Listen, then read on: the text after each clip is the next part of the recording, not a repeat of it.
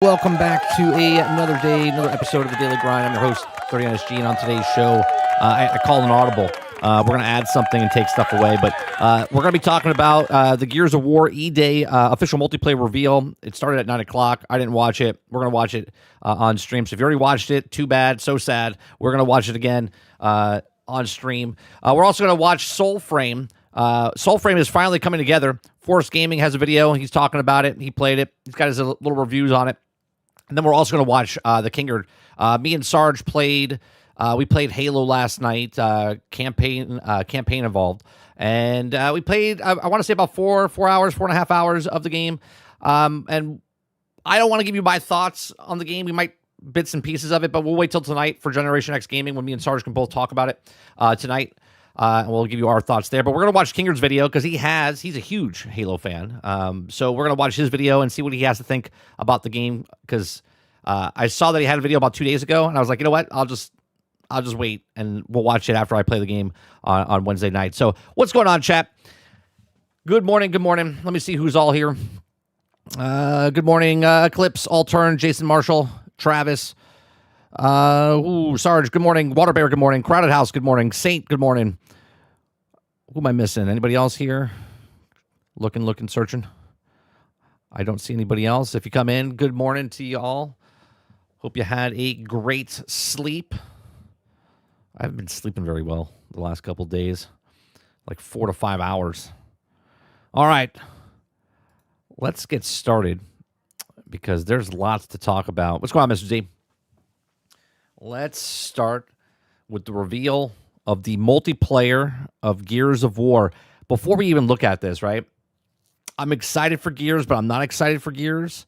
We had fun with the me and Brainchild, who played with us last night in Halo. We played Gears 5 years ago when it came out. We played the multiplayer for quite a bit.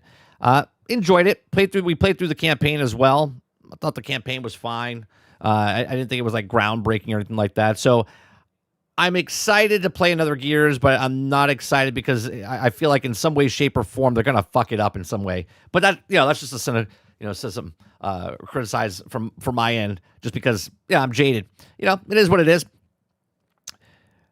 Crowded says you can't sleep because you're Gen X like me. Yeah, probably. All right, so let's see what Asha Sharma and Gears here has cooking up for us here.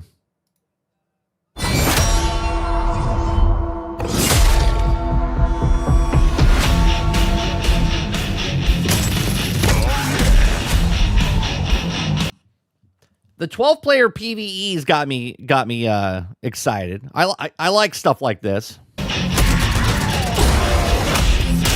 back in your hole. Welcome to the fight, Gears. The city is overrun with locusts. Bastards are dug in deep. It's game time. 3 squads. Be on the lookout for these breaks in the field. All right, here's what I want. Right? I don't know what they're going to show me, but this is what I want.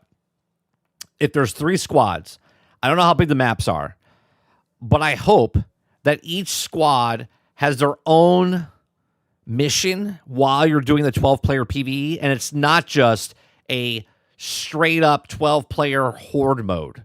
Do you know what I'm saying? Like, I'm okay that the waves and waves are coming, but I would like, if there's 3 squads, that squad 1 has to protect a certain part. That's their goal, right? And then squad 2 has to do something. And then you all work together for something. You know what I mean? Like, they all sort of give it some sort of differentiate. So every time you play, depending on what squad you're on, you're doing something different. So it doesn't get monotonous and kind of boring. You know what I mean? This city is under locust control. Happy hunting.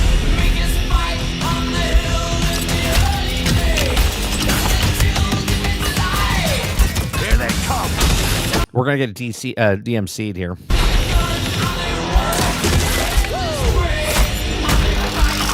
Placing disruptor.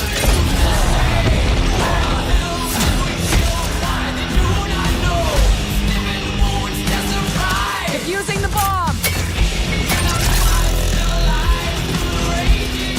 Deploying drone.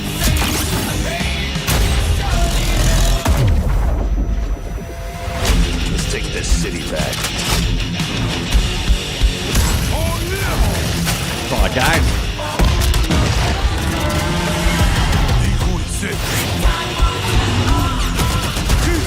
Don't let up!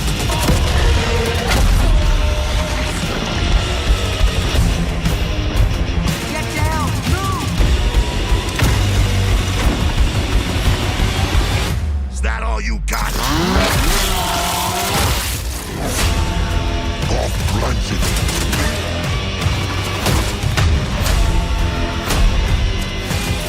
I would hope it's a new map. It's a new game. You shouldn't have to put that in the advertisement.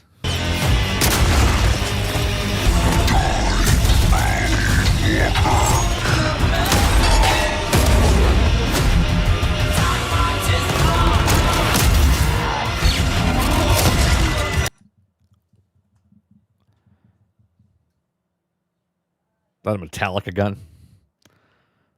Really? Really? Chew on this, asshole.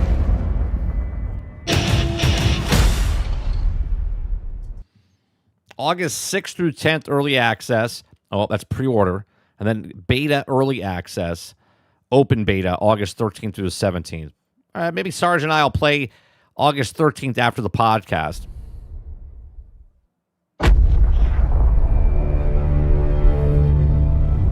What's going on, August? The squad is at the heart of every Gears of War experience. Whether it's in the stories we tell or the modes we build, being a Gear is all about fighting alongside someone who has your back Come on, gentlemen. when shit gets intense. Our players have deep connections to their own squads. They tell stories about lifelong friends and family that grew up playing Gears together. Strangers they met in battle and became bonded to through the game. That feeling of fighting side by side is at the center of E-Day's multiplayer modes. And today, I don't know. I'm just going to rewind here for a second. strangers they met in battle and became... I love video games, but I'm not this in love with video games. Yeah, sorry. bonded to through the game. That feeling of fighting side by side is at the center of E-Day's multiplayer modes. And today, we're excited to dive in and show you more. Welcome to Horde Come on, Siege. just enough. It's an all-new 12-player evolution of Gears' legendary Horde mode. Okay, activate the rig in military science building. All right, maybe there's hope. Maybe there's hope. Horde Siege evolves that iconic back-against-the-wall Horde Activate the rig at the opera house. Okay, maybe there's hope, chat.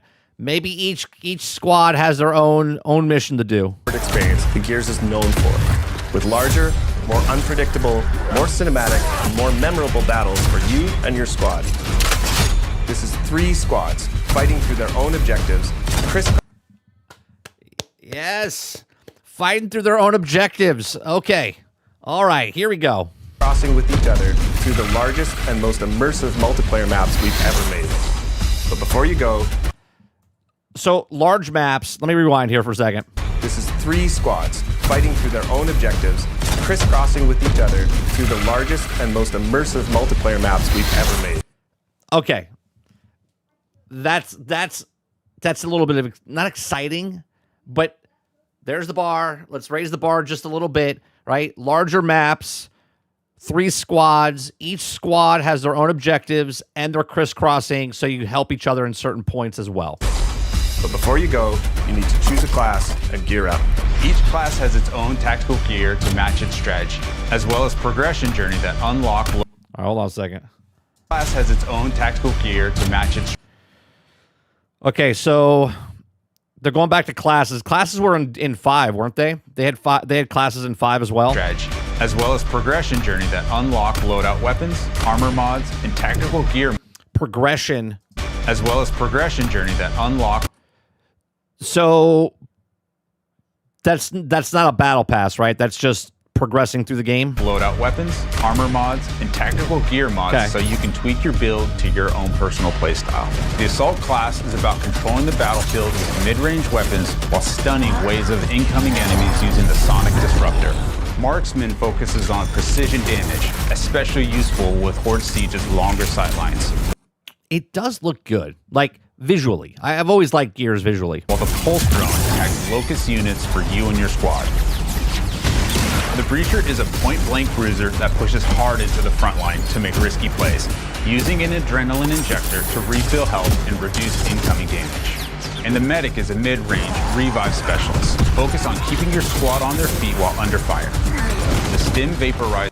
We might have to do some community gaming with the group. I wonder if we can get in, if we have 12 people, can we get in one server, or is it just 4 and you go into random like group ups with other 2 squads? It revives any gear, even from other squads, within range. Depending on the mission type you've chosen, you'll get a mix of main objectives that will have you moving around the map or hunkering down in a location. These objectives give you more variety than ever before, but they're still focused on the Horde feeling of defending and clearing waves of unique enemy combinations. In Horde Siege, this means securing and protecting rigs. All right, this comes out in October. Sarge,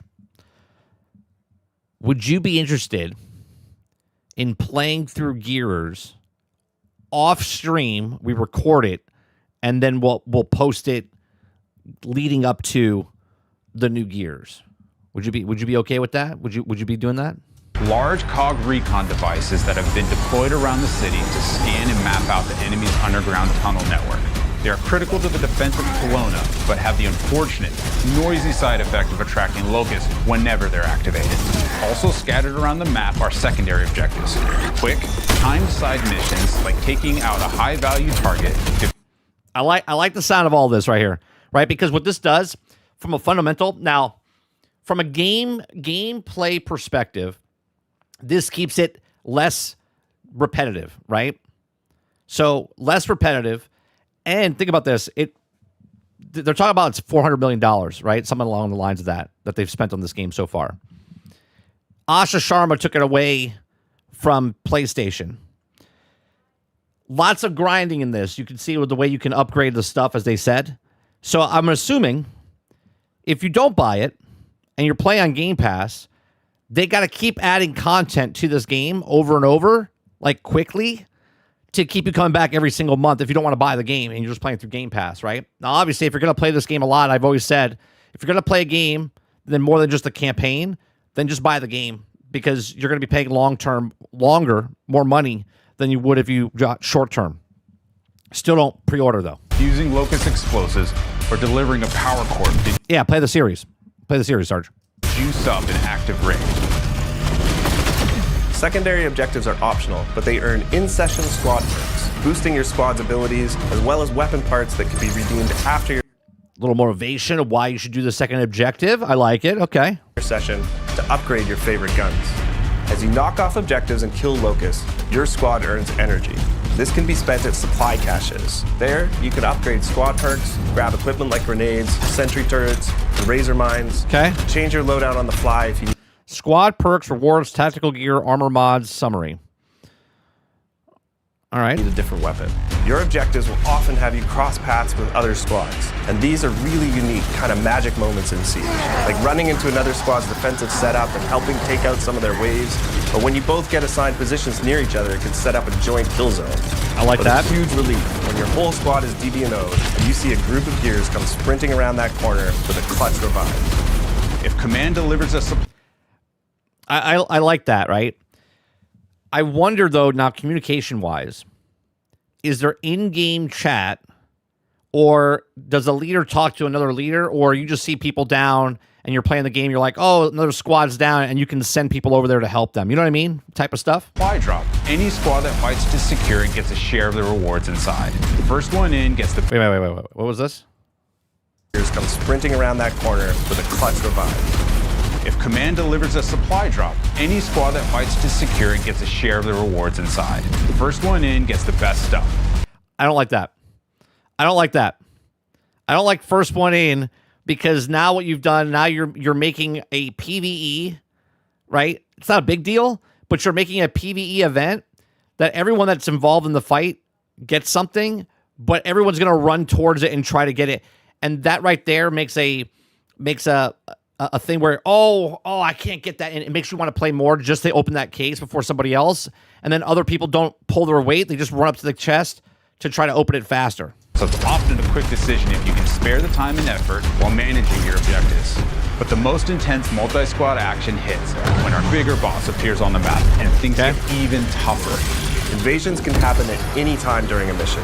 They add new chaos and challenges. I wonder if the supply chest only helps you for that mission, for that game, and then it resets. Obviously, you don't get to take it with you after the match. Challenges to the session, buffing locust enemies or restricting certain actions until they're defeated. And it can take more than one squad to bring these huge monsters down. These moments of 12 players coming together to take on iconic locust creatures deliver this great Gears feeling, fighting alongside a group of soldiers to hold the line. And of course, anyone that helps gets even more rewards. That's fucking beautiful! Once your mission objectives are complete, Command sends in your ride so you can extract. You'll fight through one last intense horde wave to secure the LZ and hold out until your Raven appears. A successful mission will reward you and your squad.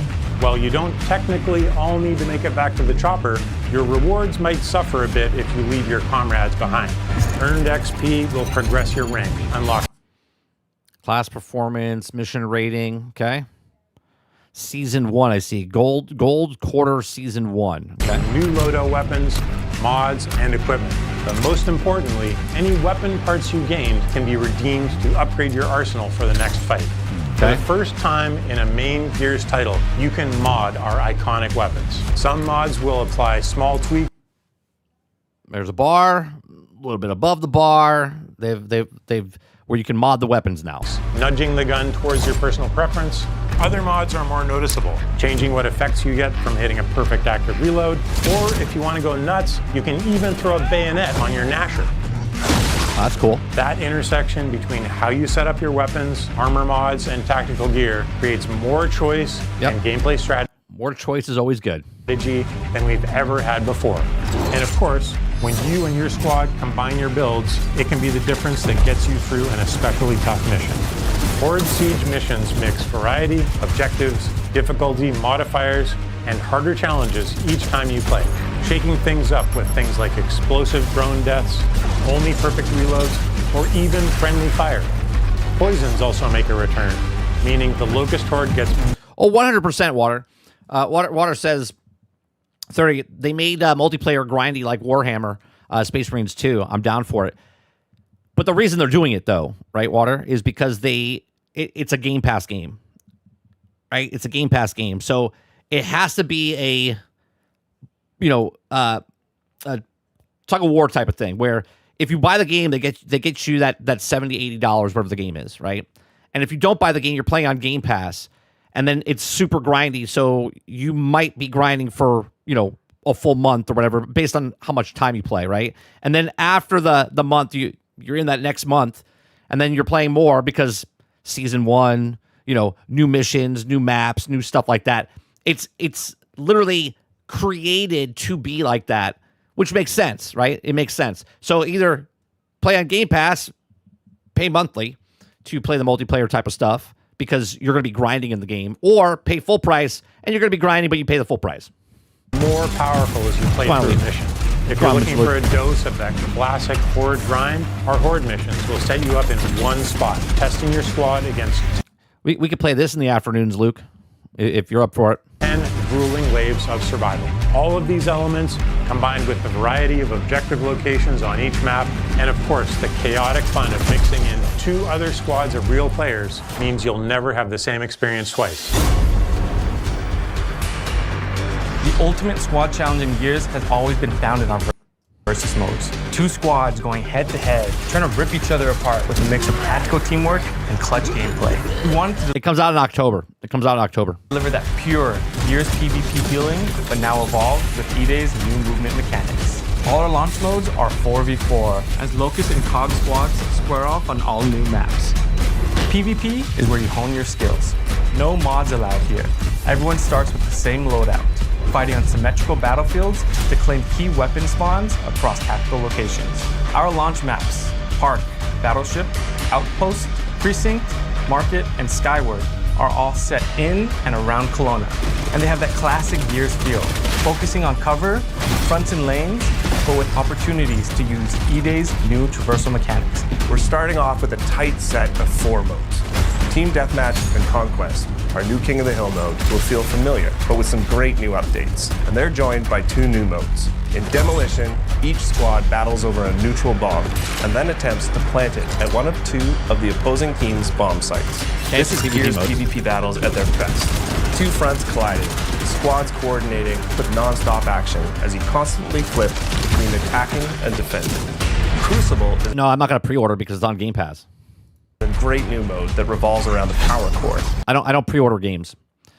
I either wait for day 1 if I really want it, or if it's on Game Pass, I play on Game Pass. Whoever holds No full price, no day 1, no pre-orders, no full price for a half-ass game. it gains points, but the scoring zone shrinks and it moves as the round goes on. This means the fight is always coming to you. The power core's one charged shot could strip the flesh right off an enemy, so well-timed defensive play can lock in that win. After launch, we'll be adding in new maps, modes, and events to keep things fresh, including some favorites that we're excited to bring back. Gears of War E-Day is a new game, built from scratch to feel like Gears, play like new. So whether PvP is fun in Gears. At least it was in the past. you're a Gears veteran or jumping in for the first time, it was important to us that there was a place to get familiar with the gameplay mechanics. Our short bootcamp tutorial will walk you through the basics, but we've also included a combat training space where Did they say combat training? I know- tutorial will walk you through Combat training, a large open map, access to combat encounters, firing range, and movement courses, 1 to 4 players. Okay, so that's nice. the basics. But we've also included a combat training space where you can test out weapons, movement, and even go up against some short locust encounters to get some reps in. We have pre-made control schemes for all types of players. If none of them fit you perfectly, you can always customize one to your liking. When you're feeling ready to pop some Elite, weren't you the one yesterday, and pardon me if it wasn't you, that was talking about the exclusives like Wolverine and stuff? If you got to play it, you're gonna buy a PlayStation. Was that you or is that somebody else? It's the same thing, right? If Gears is on Xbox, if you want to play, you got to buy a console. No. I'm not telling anyone to do that because I don't think any one game is worth it. But if you want it, you gotta buy the system. You can't preach for one side to have something and then not have the other do it. heads. Versus is set up with 2 main ways to play. Jump into social to get into the fight, and Social casual rolling playlists of all modes against players or bots. Okay, rank, competitive, win matches, earn points, rank up. Win matches, earn points. So do you not earn points? What are the points for? What are the points for? Can you not earn points in regular social? You have to play ranked? roll through some matches. Or you can even choose a playlist, play bots as you continue to train your skills. PlayStation's PlayStation No 30? I mean, hypocrites are hypocrites. I'm just saying. If you're feeling up to it, join Ranked to get sweaty and test yourself in more competitive playlists while earning exclusive rewards. Almost all our All right, hold on a second. as you continue to train your skills. If you're feeling up to it, join Ranked to get sweaty and test yourself in more competitive playlists while earning exclusive rewards. Almost all So you only get the exclusive awards while playing ranked? Is that the way I'm hearing it, right? to get into the fight and roll through some matches. Or you can even choose a playlist, play bots as you continue to train your skills. If you're feeling up to it, join Ranked to get sweaty and test yourself in more competitive playlists while earning exclusive rewards. Almost all our character skins are based directly in the lore, themes, and events of the Gears universe. Our legendary skins are a bit more over the top, celebrating gritty and imaginative designs inspired by the vibes of our brand. When it comes to collecting and growing your own collection of customization items in E-Day, we've taken a more old-school inspired approach. That means nearly every single piece of customization in E-Day can be earned. I love how they say old school. You mean normal. Yeah. Oh, we're taking an old school approach. Oh, you mean just basic, normal, not charging everything for every little aspect of the game? By just playing the game. You'll unlock new items through completing seasonal and event challenges, unlocking achievements, and by earning medals from our classic medal system. Everything else can be obtained by completing matches and earning coins, which unlock items in the barracks. We'll have a few things that are pay only, but they're limited to our premium edition items. I like how he said that. He's like, we have a few things. Items in the barracks. We'll have a few things that are pay only, but they're limited to our premium edition items and charity or partner content like the Ride the Lightning weapon skin set we've created in partnership with Metallica. Every season, we'll grow our lineup of COG and Locust characters, as well as adding new weapon skins, poses, customization elements, challenges, medals, and events. All of this is to say, there's no battle pass, no pay to win, no bullshit. I'm glad that they said that there's no battle pass and stuff like that, and there's cosmetics you can buy if you want to. But maybe you guys said it in chat. Is it only in rank that you get the points to unlock the stuff? Like if you go against the versus mode in casual, or you do the PvE type stuff, are you not unlocking any of that stuff only in ranked? Is that what I'm hearing, or am I hearing that incorrectly?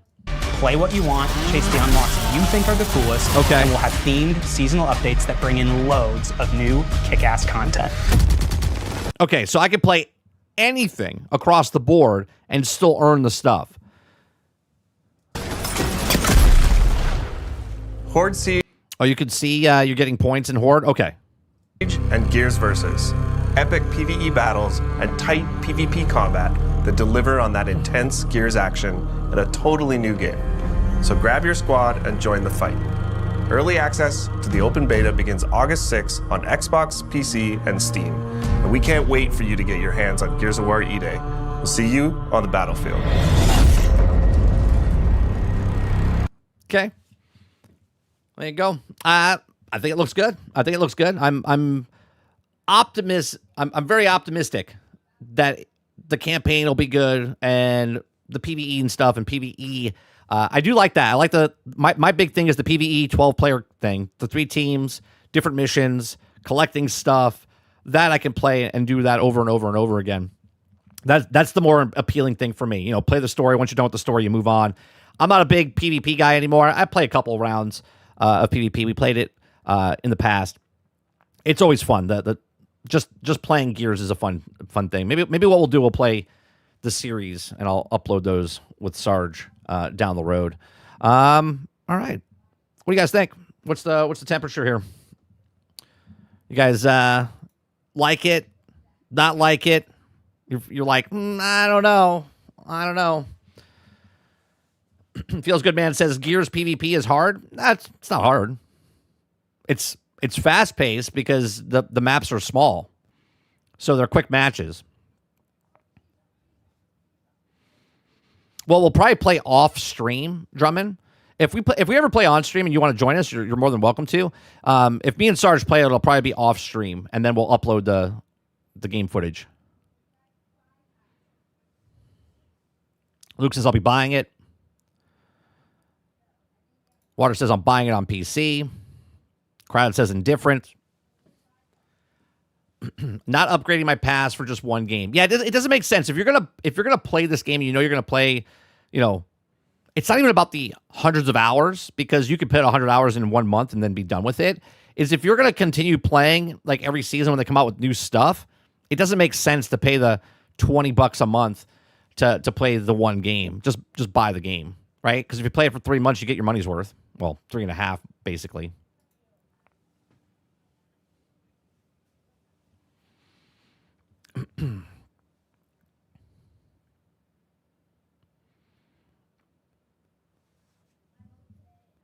Kaz says Gears 3 made it more casual with the retro Lancer and the Gasher, or nothing.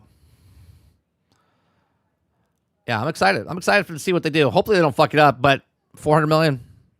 Let's talk about the elephant in the room. 400 million. That's gonna be a hard. I mean, you got okay. Hold on a second.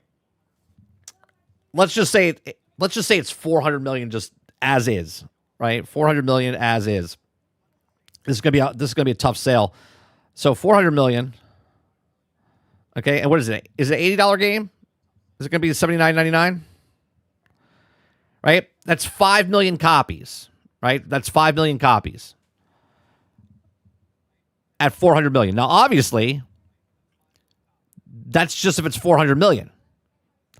But you got to add money on top of that, because 400 million doesn't make a profit. Right? Doesn't even make a profit. It's a 70. All right, so hold on a second. So let's just say 400 million. You got to double that to make your money back. Okay, plus marketing and stuff like that. So let's see. You said 70. It's $69.99, not $79.99. They got to sell 11 million copies. Right, 11 million copies. They only have 28 million Xbox users on the Series X and S out there. Right? We'll give them 30. Give them 30. Now they have Game Pass, but Game Pass is 30. Also, an additional 30 million people have Game Pass, and there's overlap there between the people that own the system, right? And then most people are on PC that have Game Pass as well, because we had stories about 70% of the people that are on Game Pass are over on PC, right? So now people are playing on PC. So even if you sell, let's say 2 to 3 million copies over on PC, and then you sell another 3 million copies over on console, that's 6 million. You're still 5 million copies short, right? You're still 5 million copies short from the actual, like, being profitable. So hold on a second.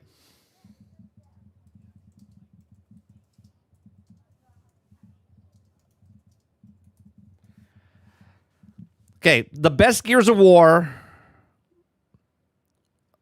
total. Okay, wait, total sales. Hold on. Let me see if it gives me a, because back in the day they kept track of stuff. Yeah, here's the problem. Microsoft fucked themselves over here, because if it is $400 million, this is the same conversation we had. It's like a broken record, right? This is the same conversation we had about Fable on Monday, right? Fable's uncomfortably over budget. And if it's uncomfortably over budget, they're never going to sell enough copies of it, because even the best game has never sold that many. The best Gears has ever sold is 6.75 million units. Let's just say this one is the best-selling one of all time. It gets 7 million. At a 400 million thing, they need to sell 10 to 11 million dollars. Like, they completely fucked themselves because of this. How do you do this? Right? Even if they sell 7 million copies, it's the biggest success for Gears, but still a loss. It's got to be aggravating, right? It's got to be aggravating if this gun comes out and sells the most copies ever at 7 million or 8 million. It's still 3 to 4 million short of what it needs to sell. Make it make sense, chat.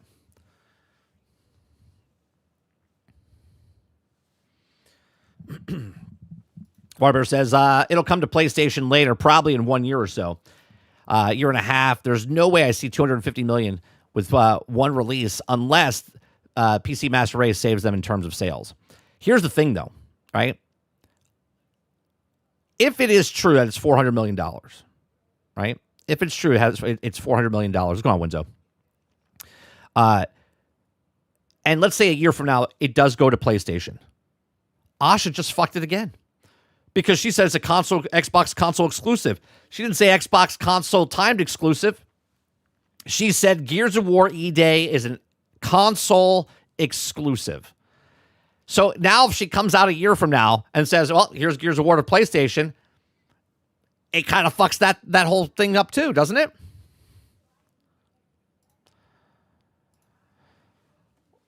Arga says they've also decided not to put it on the PlayStation, specifically despite allegations that they have outside a fully functioning PlayStation 5 version already ready from before they decided to scrap it. Right. But let's take all the points that we just made. Right? If it is $400 million and they do make the best-selling Gears ever, and let's say it gets 7 to 8 million copies, they're still 3 to 4 million short of being successful. Windows says the microtransactions, they're hoping, obviously, on the back end. I think on the back end, they're hoping for people that are on Game Pass, they pay it for months and months and months. They have to pay for 3.5, 4 months, all right? Because if it's an $80 game, you got to pay 4 months on Game Pass to cover that if that's the only game they're playing, right? And then they take that. So just for that stake, they need multiple sales. So they need a 4-to-1 ratio if one person buys the game on PC or Xbox, 4 people that play it on Game Pass basically cover 1 copy of the game. So they have to have a 4-to-1 ratio on Game Pass to make it even more profitable. So if people come out and they say, oh, we sold 6 million copies and we have, I don't know, they would have to have 20 million people play the game, which would be basically everybody on Game Pass plus the people that bought it. It's not going to happen, right? And they just said that everything's earned in the game, and they're going to have the Metallica microtransactions, which could subsidize a little bit of it. But man, it's going to be a tough road if the game costs $400 million plus and marketing.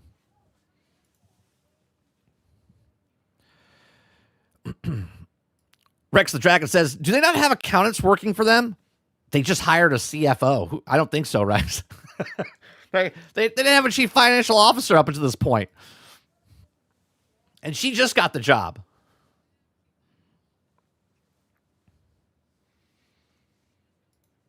That's what I'm saying. The plan's the plan. I think that does more harm.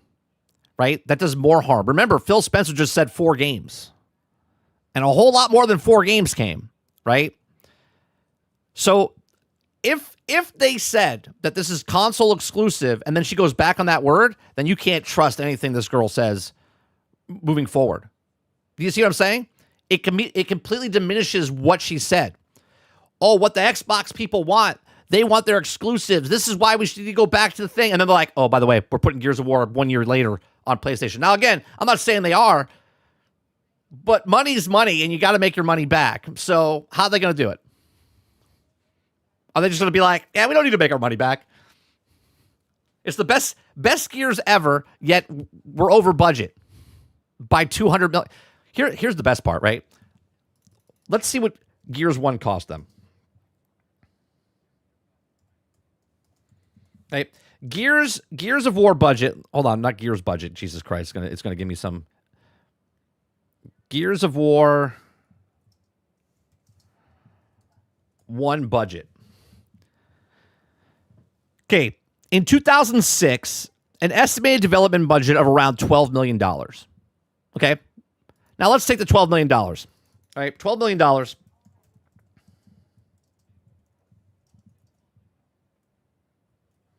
To 2026, right? $12 million in 2006 to 2026, right? So $12 million in 2006 equates to $19.88 million in 2026. A total price increase of 65%, right? So there you go with the conversion, okay? So that's for Gears 1.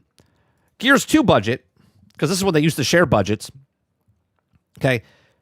Gears 2 budget was reported approximately $12 million, okay? Gears 3 budget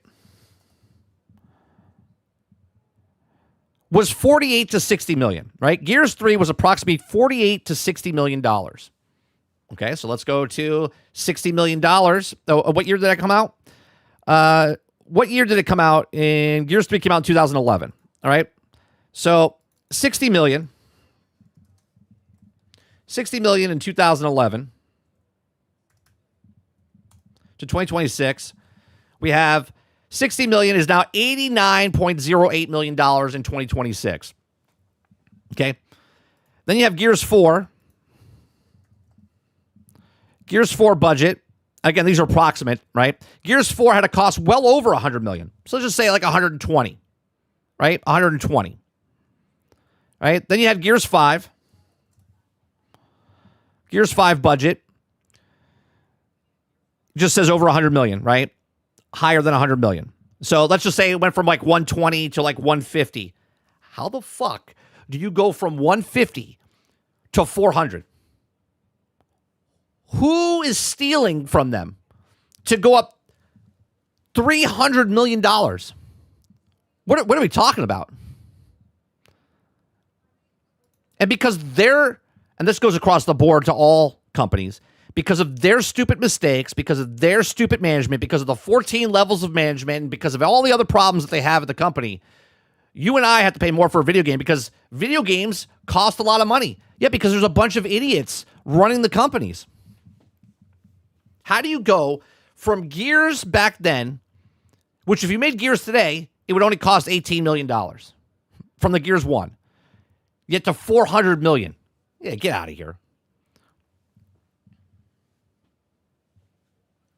What's wrong, Rocco? So exclusives are a good thing again. Xbox people for the past few years told us it's a dated thing. So now they're back at being it's being cool.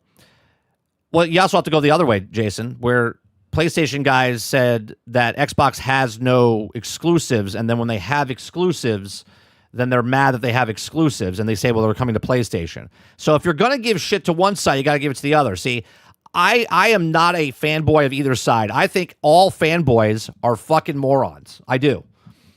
Because it's idiotic.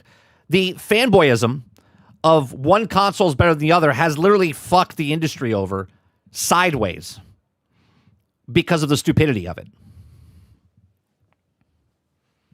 On top of the fucking idiots that are running the companies. Right? Xbox can't sustain themselves without this, just Xbox and PC facts. Justin Back says 30 Asha would only, if they don't hit the 11 million, they have to be putting on PlayStation. Yes, but then that goes against what she says. So then how can you trust the person that says, oh yeah, we're back to Xbox and we're only putting certain games on Xbox in the future? And then they take those games and put them back on the other thing. You see what I'm saying? I don't care personally. I personally don't care. But the talking points of the talking heads that tell you one thing and then they go back on what they said, what's the point of fucking saying it? You have no credibility. You lose the, you lose the any kind of context of whatever. You could say whatever and be like, yeah, sure. Only 4 games. Oh, yeah, sure. Xbox is not everything's not an Xbox. Sure. Like I says, doesn't matter, Mike. Purpose of the exclusivity is to keep the Xbox users on Xbox, not to sell gangbusters. They just fired 3,200 employees. Well, 1,600, not 32 yet. And COD won't be on the Game Pass this year. They got money to spare. Warbear says, Argus, if you think that you're going to be one-sided, look at the cost, bro. They've never come close to selling 10 million copies of this game. Yeah, the best selling is 6.7. The best selling Gears is 6.7.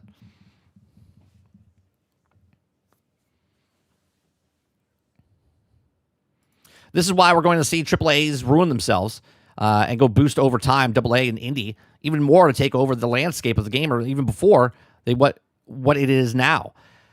Right? Like, a lot of people come in and they want to argue about PlayStation and Xbox. I'm just talking about the facts here. $400 million game with no marketing budget. That's just the game. Best-selling Gears ever is 6.7. You only have 28 million. I'll give you 2 extra million. Hell, I'll give you 35 million copies sold for Xbox. You're not getting anywhere close to that. You're not going to get 11 million copies sold.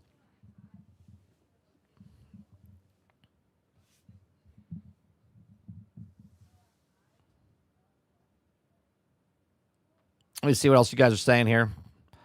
Warbear says, so basically this game costs more than every Gears combined. It's exclusive, and all I can say is good fucking luck. Think about that, Water. Think about that, right? It's more expensive than every game combined. And you have to sell 11 million copies, and you've only sold 6.7 ever. And remember, Gears, when Xbox had 80 million people on an Xbox, 83, 85 million during the PlayStation 3, like the Xbox 360 had 83 or 88 million, something like that. They only sold that many. Come on.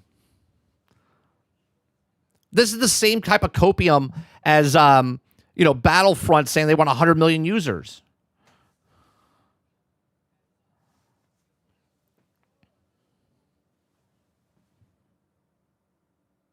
It won't sell millions on Xbox and PC alone. They need PlayStation to sell hundreds of millions.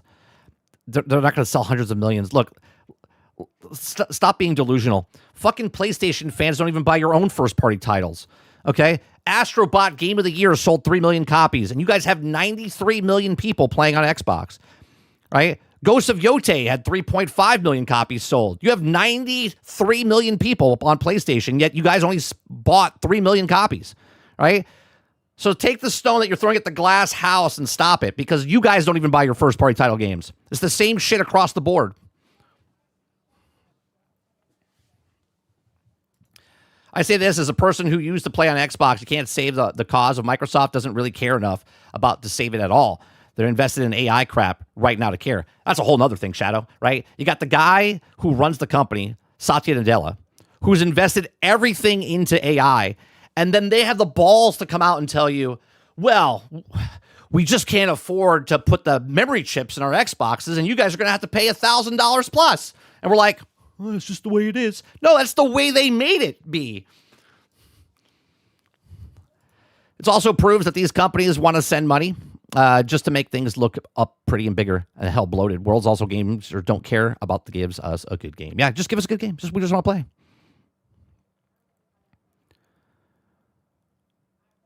$400 million because talent isn't there. They need more people to do the same job, which is the guy from ZeniMax said that his fear for going forward, because Asha now said that Elder Scrolls and Fallout and all of them need to be pushed out the door, and they're going to put more money into it and put more people on it, which is going to just bring up the cost of the price, and you're never going to make that money back because they're going to bloat the budget.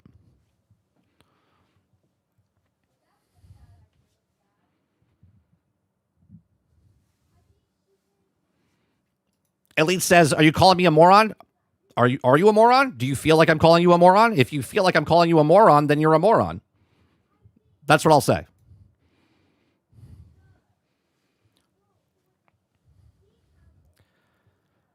Argus says, since it was the last second decision, I'm quite sure that it's already calculated any possible loss into the choice. It ain't coming over to PlayStation. If it comes over to PlayStation, they're going to have a problem because her word then goes out the window. And if they don't care about that, then that's fine then.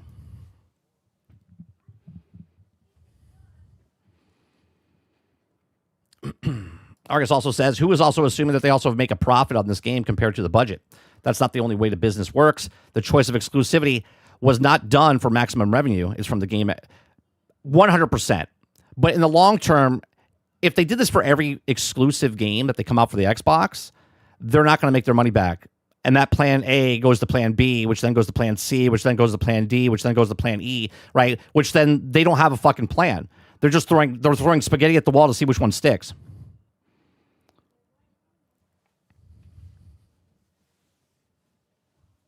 Charter says, I know people love to see their favorite game do well, but reality got to kick in at some point. Let's just say this, Tarnish. When the game comes out and sells the best copies it's ever sold, and then we hear that the studio got laid off, you'll understand why, right?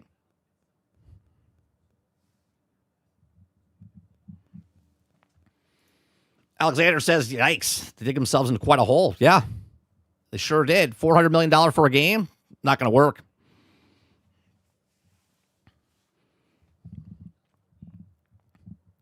Why not 1 billion users? Yeah, the Battlefield 6 wanting, what do they want, 100 million users? They wanted 100 million users.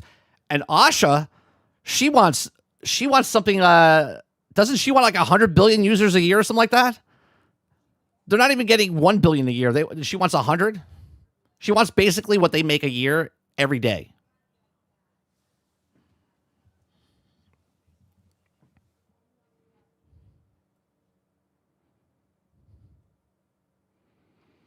At this point, they need to release a game on Switch 2 to make up the difference. So ridiculous.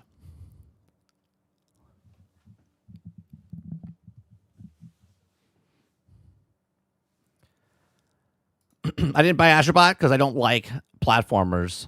Fuck who makes these genre. I don't like what I buy. That's simple. Great. 93 million people agree with you. Another factor is 6.7 million sold, and Xbox had 360s in the market for long enough for the saturation. Nowadays, they release the next console before the present one becomes saturated. Right. They're already talking about the PlayStation 6 and the Xbox Helix. Right? But yet there's not enough here. Like look at the Wii U, right? It sold 8 million copies. Something like that, right? I think it was like 8 million copies. Yet the Wii sold 108 million copies. Right? It was absolute, like, a travesty for them. And everyone's like, I liked my Wii U. Oh, it was great. It was a great system. Shut up. It was a terrible system. And they knew it was a terrible system. It didn't sell. It doesn't matter if you sold all 8 million people bought a game, it wouldn't be successful. You don't have enough people. You don't have enough people playing your game.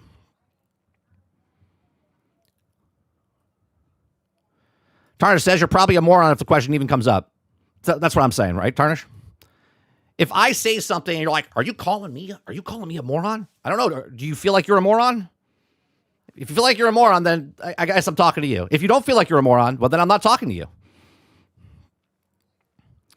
Argus says, Mike, if Gears E-Day comes to PlayStation, it's going to cost them more money than making it the game exclusive, taking it a loss. They will never be able to regain reputation after that. I know, that's what I'm saying, Argus.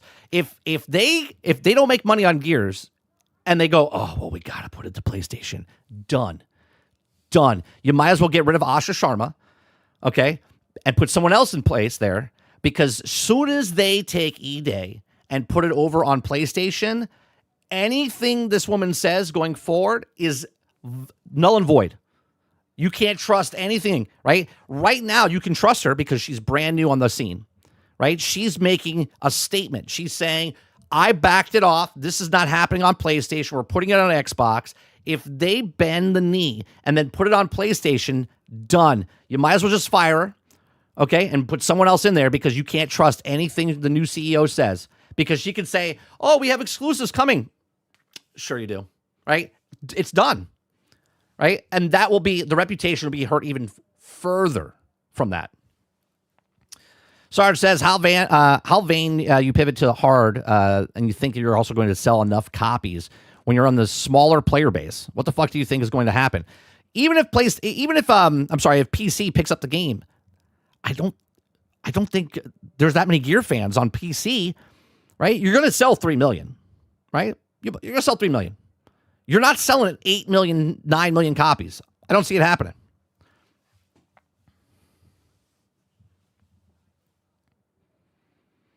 Jesse Max says the companies are expected the nostalgia for the games in the past and bring back now. They have scared to make something is new again. I mean, they are making a new Gears of War, right? They didn't remake Gears of War. They're doing a prequel to Gears of War, so at least they did that.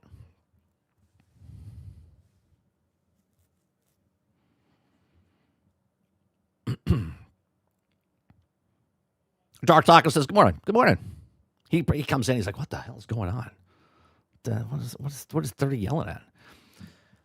Not every single PC owner pirates games. It's such a small percentage of people that pirate games. It's currently for sale on Steam. Most people buy it. Only emulate games companies don't sell anymore, like GameCube games. Let's see here. What else you guys are saying here?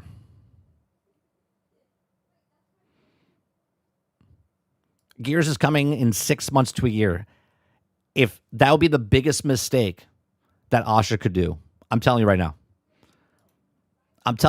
If she says that Gears is coming to PlayStation, if it's a year, I don't care if it's 2 years, 5 years. If Gears E-Day comes to PlayStation, you can't trust anything this woman says. Not that you should. She's a CEO. But you know what I'm saying? Just from a standpoint, from a marketing standpoint and reputation. Ron says, how do we know that Gears E-Day costs $400 million? Well, we don't know if it exactly cost $400 million, but we do know what's being reported. And what's being reported is that reported development of $400 million, though industries dispute whether or not the entire cost belongs solely to the game. We won't know until they tell us. But as of right now, if it's $400 million, that's the number that's going around. They could easily come out and say, no, it's not $400 million. You would think, Ron, if Xbox heard this and was like, no, that's ridiculous. Gears of War E-Day didn't cost us $400 million. You would think they would come out and say something, right? Or they don't care, and they're like, yeah, just let them think what they, right? But if they don't come out and say something, then you have to assume that, yeah, it's up there in budget.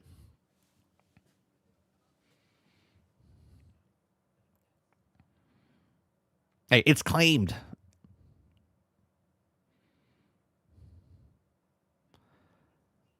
All right. We're going to go from that, and we're going to move on over to, let me bring up TheKingerd's video. TheKingerd had a video. TheKingerd had a video of Halo the other day. Right? He had a video of Halo the other day. I saw it pop up, and I was like, I'm not going to watch that. I'm not going to watch that. We're going to watch it later. So we're going to watch This Is Halo now, okay? And this is TheKingerd, friend of the show. He'll be on the 500th episode of GXG in a few weeks. So we played last night. We played about 4 hours last night. We played the prequel missions, and then we played like the first chapter or 2 chapters inside of Halo. Okay, so if you guys like it, links in the description down below. For everybody that we watch, all the articles that we read, they're in the description down below. Give it a like, give it a sub. All right, let's watch this. All right, spoiler warnings.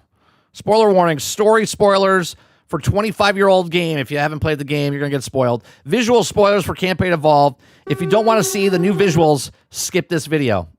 All right, that's it. We're done watching TheKingerd's video. We're not going to watch... No, I'm just kidding.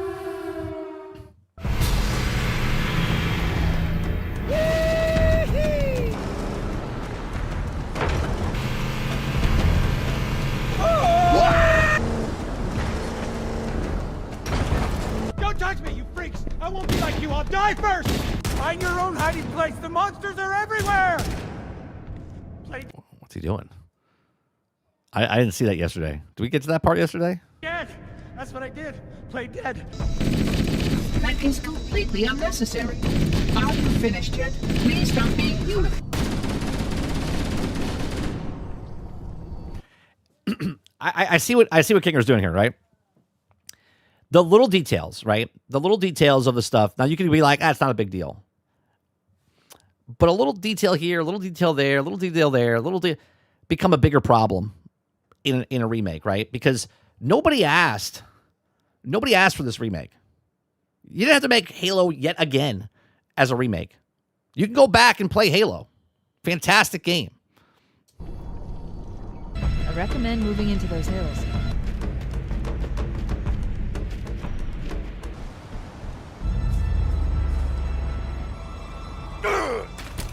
Those lifeboats make it down. The Covenant are going to be right on top of them. Stonehammer, we need you to disengage your Warthog. The Master Chief and I are going to see if we can... Like, visually, it looks great, right? Visually, right? Halo looks great.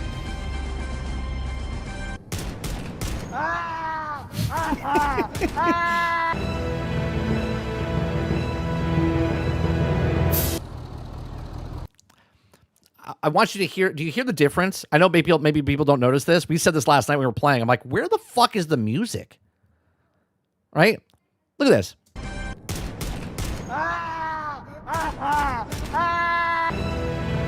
Right? You're in this open world. You hear the music. The music's happening. You hear it, right? You're like, all right. New game. There ain't nothing. It's just quiet. More matter. Show us the location of Halo's control center. 100%. You should just go play the Master Chief edition. If you're on PlayStation, just go get the Master Chief collection. I've been able to pinpoint the main facility by cross-referencing Just keep driving. Covenant survey data and religious.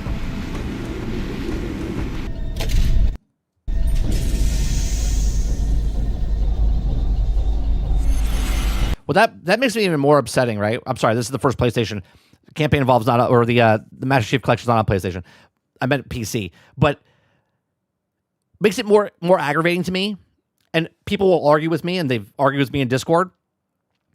Nothing makes me more upset than when you reimagine something or remake something, okay? And the people that first play it now on PlayStation, they think that's what this is. They think this is what it is. But this is a downgrade for what it was, right? And this is my problem. I always do a weird analogy here, right? If the world came to an end and nobody was left on the planet, and aliens came to the planet, and they happened to look down and pick up a book, right? And they dust off a book, and they see Harry Potter, and they open the book, and they start reading Harry Potter. They could think that that's what we were. We were wizards because that's what they first read, and that's what they see, right? So their whole premise now going ahead is the people that lived on this planet were all wizards, Okay. Well, obviously we're all morons. Okay. So when you take a game like this and now you're introducing it to a whole new audience that has never played before, they're playing a game that's less of the game that came 25 years ago, which is crazy.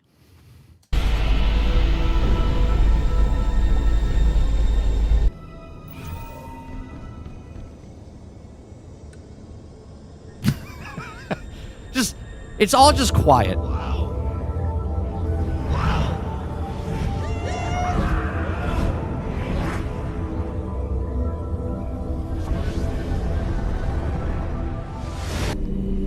And we did this yesterday.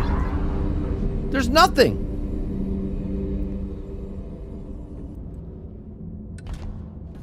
We're in. Just as enough says, wait, are you guys not wizards too? Oh, shit. Wait, am I supposed to be a wizard? I didn't get that. Are you a wizard? Shit. Maybe we are all wizards. Maybe I just didn't get it. Watch out, Chief. The Covenant guards are using some kind of stealth armor. Oh, that's another thing. Right? Today's word, it's like Pee-wee's Playhouse. Today's word is morons, right? First, right, they put the red dots above everybody because the company thinks you're morons when you play a video game. Not only are you shooting at the bad guys, but they got to make sure that you know that they're bad guys, so they added a hit marker on top of it, okay? And you're like, why? And you're like, oh, well, you can just shut them off. But why do I have to opt out?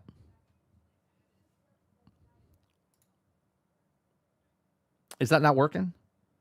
How come the sound's not working? Hold on one second, Jax. Let me see if I can get it working again. Nope. Doesn't want to come in. All right. It's not quite Halo, their music. What is this? Yeah, it's fan fiction Halo, I guess. I don't know. I don't know why they didn't put the music. I don't know if they didn't want to pay Marty O'Donnell or something, but thank you very much for the $1.99. If they didn't want to, like, they put it in the background. Like, you literally hear the music, but it's like softly in the background, like it's elevator music, or like they're playing a boombox inside the mission. It doesn't sound like the music's overlaid on top of it. It's really strange. It's really strange.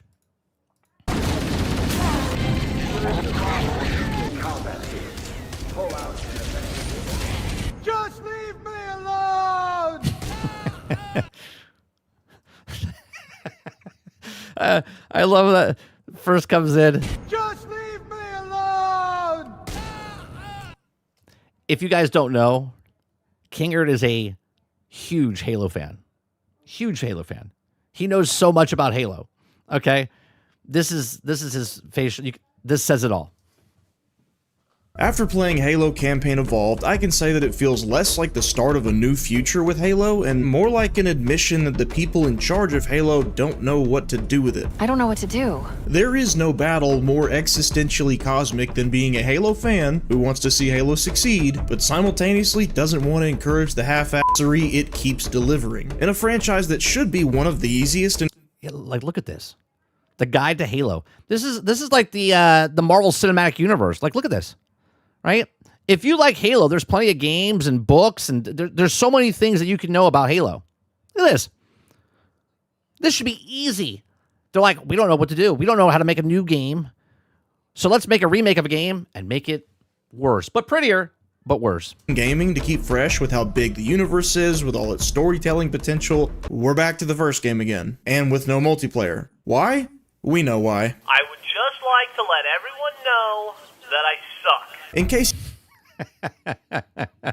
oh man, I miss Red vs. Blue. You haven't been keeping up to speed on the modern woes of the Halo franchise, and from the looks of internet traffic, not many of you still are, we've got all kinds of disturbing allegations hitting the timeline right now. Misconduct like verbal abuse, negligence, canceled projects, and even since the big ribbon cutting that management's changing, the name's changing, we're a totally different brand now, we're still suffering from corporate mismanagement. What? Mismanagement at Halo? Nah. But instead of reading it all off like a news report or delivering you guys I hope this game didn't cost them $400 million to make. YouTube's 1 billionth The Downfall of Halo video, I want to make like a local burger joint with nothing to sit on but metal bar stools and do things a little differently. I want to look at the newest evidence to draw our conclusions about the current state of Halo. And that newest evidence? We'll look no further than Campaign Evolved, whose early access I just finished playing through. Seriously, don't pay for early access. If not for wanting to be punctual with my content creation, I wouldn't have done it either. Combat Evolved might be my most...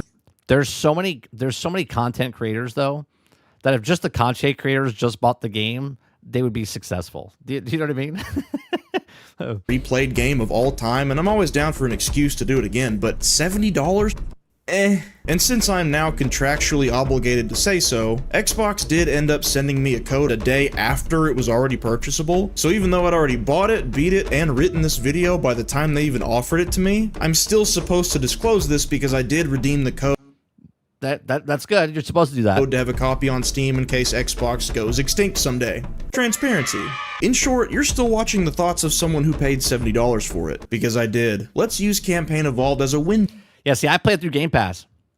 So, I'm enjoying it, but I also didn't pay $70. Into Halo Studios offices. Use it to deduce what's going on behind the smiles, behind the artificial roundtable promo videos, instead of something cool like a giant super big team battle game that's been teased to death in the bone-dry Halo content. Just to put in perspective, Elite, okay, $70 for a remake, you say isn't bad. Oblivion Remaster was $50 and blows this out of the fucking water. Well, why this remake from this company right now? Let's get into it. Let's start with the most blatant evidence on display in this game, a segment we'll call Reduce, Reuse, Recycle. If I were to say a remake of Combat Evolved is the easiest game Halo Studios could make right now, you'd probably naturally assume that I mean all they have to do is follow a 25-year-old blueprint. And in this now third version of Combat Evolved, they do that, and in some ways that is a good thing. The story in this game is good, because Combat Evolved's story is good. This game is fun, because Combat Evolved is fun. Classic levels and set pieces are still recognizable and in a couple instances improved. I'll get to that later. But what I also mean by easiest is that it's not just the ideas they reuse, it's literal pieces of past games stitched together and called evolution. Yeah, but you're saying, guys, that it's premium, right? And then there's a standard edition. The standard edition is still not the full game. Like, you're not even getting multiplayer in this game. You're just getting the single-player game, and you're getting a worse version of the single-player game.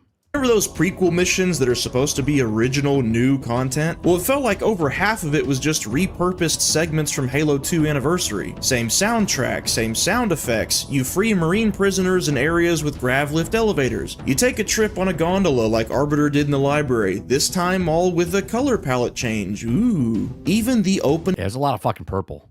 There's a lot of purple in that first cutscene recycles Chief's boo, just this time with worse comedic timing and a stiff-looking running animation. The space battle everyone was excited about? It's just Halo Reach's space battle repurposed. There was a sort of interesting story beat that was retconning a reason for Halo 4's changed Covenant designs. There was a Craig the Brute cameo, and there was even what I thought was a very interesting idea about Covenant hunting human POWs for sport that could have easily have been its own spin-off or prequel game. But no, it's all sandwiched in this repackaged content from a 2014 remaster. If this was supposed to be the new stuff, this is arguably more indicative of where Halo Studios is going next than the base levels of this remake are. Yeah, because they'll probably make Halo 2 remake in Unreal, Halo 3 in Unreal remake, but they're not giving you the full version. They're giving you a condenser more version of the game with worse dialogue, with less little details to certain things, because they're just doing surface level stuff. They're like, you like Halo, don't you? Well, here's more Halo.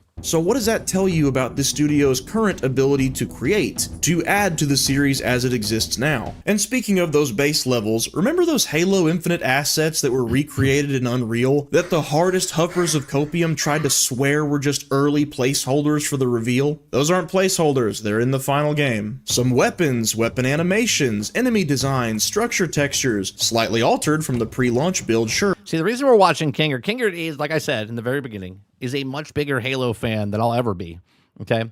I like Halo, but I'm not a uber fan like he is. He's played it so many times. He knows every little intricate detail to this game. but mostly with some quick color tweaking more than anything. Like Grunt's skin, for example, it's been made darker to look more like CE's Grunts. Why is a remake of Combat Evolved using visual inspiration from games that aren't Combat Evolved? I'll tell you why. After playing it all the way through, what I had initially assumed was the arrogance of Halo Studios wanting to rewrite Bungie's Halo game to look more like a 343 Halo game, I now recognize is most likely a matter of friction within Halo Studios itself. If reusing assets is the best they can offer 5 years after Infinite's release, this tells me they're not in a good place right now. In fact, I'm shocked that they were spared Asha's wrath in that newest round of Yeah, think about this, right? They weren't fired, but other studios that were successful in the past have lost their jobs for less than what they've done here. Xbox layoffs so far. For comparison, if you recall, Halo Infinite's plummet from the short-lived grace it had was already decimated by layoffs and left the game with such a skeleton crew that every weapon but one that were added in updates were just tweaked versions of weapons that were already in the game. In most new maps that we saw, they were made by the community, not even 343. The community has more passion for this fucking game than the people making the goddamn game. Making the best we can with what we have because it's cheaper is exactly what they do again in Campaign Evolved. We don't want to study and update Combat Evolved's visual style, which would take time and effort, even though fans have already done it for fun, for free. It's like Halo Studios combed through all of their files to see what they had on hand. This is why I love KingErd's videos and the way he edits. Because this right here, what he's doing, I can see it already. It's perfect. This is exactly how the video game industry is working. They made a Spoon character like from Toy Story, and they think, oh look, it's just as good as Halo. How they could glue it together quickly to get another game out. Yeah. You see, this campaign is evolved because we added weapons from other Halo games. It's evolved because the Flood is now just Halo 3's Flood. The physics are from Halo Reach. The elevator segments from Halo 2 were added to the library level, and of course, just using Unreal further backs this theory. It's much faster to find contractors familiar with Unreal than it is hiring and teaching them how to. Right. So let's take a little trip back to Bungie, right? I don't like Bungie now, right? I stopped supporting Bungie years ago. What do you ever care about Marathon and whatnot? Bungie in Destiny 1 was different than Bungie in Destiny 2. Bungie during Marathon, the original Marathon, was different than the Bungie that made Destiny 1. Okay? The people that made Halo, Bungie, okay, were phenomenal at what they've done. Phenomenal. Okay? The attention to detail and what they did, the storytelling, Bungie does chef's kiss when it comes to video games and the passion that they do when they make the game. I've had this argument with people. 343 is people that come in that have no interest. They're fans of what Halo was, but they didn't make Halo. They were given Halo, and then 343 destroyed it because they're not fans. They were just doing a job. Bungie was passionate because they were doing the work because they loved what they were doing. 343 was doing it because they were getting a paycheck and they didn't really care about what Halo was. So it got worse and worse over time. Okay. Now you're giving it to Halo Studios, which is really 343, which is actually people that are like, yeah, I like Halo. Let's do it. And then they contracted out these people, okay, to help them make the game because they couldn't make the game fast enough. And as he's saying, they're giving it people to Unreal Engine. They're like, oh yeah, I know Unreal Engine. Great. Yeah, I could do this real fast. But they don't have passion for the actual thing. So they completely removed it. So much so, I don't know if he goes over it in this video. I watched another video talking about there was a character where it's just an offshoot character, right? It's just a character sitting at the thing and the admiral is over there, or the captain's standing over them in a picture. And they change the character that are sitting there and they turn it into a black woman, right? And that's not the thing, right? No one cares that it's a black woman, but the people making the game didn't know that the person that they used there was an actual developer that worked on the original game that they could have just put back in the game, but they just swapped it out because they're like, oh, it's just a side character and stuff like that. Because they don't know. They don't know any of that stuff because they're just people that tweak stuff. They're like, oh yeah, I know Unreal Engine. We could do that. We could change this. We could put that. But there's no substance there. It's just a skeleton. It's a husk of a company because they don't really care about the actual product. They're just a person working on the product. to use Infinite's slip space engine. Easy, easy, easy is the name of this game. And if it weren't for Rebs' very troubling recent reports, I would have assumed this was also due to pure laziness. But some of these new allegations against the company paint a very different picture for why so many shortcuts were taken. Apparently, the newest head of Halo Studios, Pierre Hintz, who replaced Bonnie Ross after she stepped down, yeah, she was fired, is just as, if not more, unqualified to lead the Halo team. Remember all those projects they told us about a year and a half ago that they were working on because moving to Unreal would make development so much easier? We are really excited to be not just working on multiple projects, but also expanding our studio. They're gone. As of right now, Campaign Evolved is reported to be the only project in active development at Halo Studios, as in people were pulled away from other projects and those projects were shut down so that they could help finish out Campaign Evolved, because apparently this all hands on deck, right? Remake was too hard. And according to Rebs, this was after they'd already outsourced. That's right, Mr. Luke. He has a shirt on, so he must be a fan. Level and technical design to a studio called Abstraction, by the way. This should not have been an all hands on deck kind of game. This is something you make in tandem with another mainline title. This is the story of a desperate company led by a reportedly arrogant man. See, we read the article, and as we read this article, in the beginning, when I started reading, I was like, wow, this guy sounds like an absolute asshole. But then I started reading more of the article, and I was like, well, maybe the people that are working there are just not good, and he just was fed up with it because he can't get anything done, right? Because we've all had assholes as bosses, and I was like, I don't know if he really is an asshole, or if the people working there are just too like coddled, screaming at employees, telling them to get out. Because it's a he said, she said, he said type of thing where, oh, I could raise my voice and people are like, oh, he was yelling at me and stuff, right? So I don't buy this for just face value. You can take whatever side you want, but Mid-work day. And if the reports are true, complaints were filed with HR, but nothing was ever done. Combine these. And you can look at it two ways. Maybe nothing was done because nothing was actually done and it was someone overreacting, or it's compromised and they didn't want to do anything because they didn't want to make a bigger deal of it. And he is an asshole. These reports of leadership's attitude, dropping projects, and development shortcuts, and this becomes much easier to understand what Campaign Evolved is. It is not the next step for Halo. It is not an exciting new beginning built on an understanding of what already made Halo great. It was made because it was the best an unqualified company with unqualified leadership could achieve. That's it. And if you still don't buy it, maybe you're thinking, you're being ridiculous, Kingerd. Reusing Halo stuff in a Halo game doesn't prove the studio's incapable. Don't you worry, I have more evidence, and some of it you're already seeing on screen right now. This remake is what I like to call modern for the sake of being modern. First off, this game is yet another victim of modern media stupidification, where the audience is treated like they just gained consciousness for the first time today. You're a bunch of morons. Waypoints guiding the player down a hallway that only has one direction. Sometimes I literally said this last night. I was like, why are they showing us? I was like, I only could go one way. Why are they showing me the way to go? Just feet at a time? Check. Never mind the glowing arrows on the ground or the only door in the room. You need help. The original brought out waypoints sometimes, but then after that, it was on the player to explore and use environmental clues to figure out where to go. Is that door locked? Don't go. Right. Go down that way. See if it's unlocked. See if it's locked. See if you can find something. Now it's, and especially if you play with somebody. If you play with someone, you got teleported.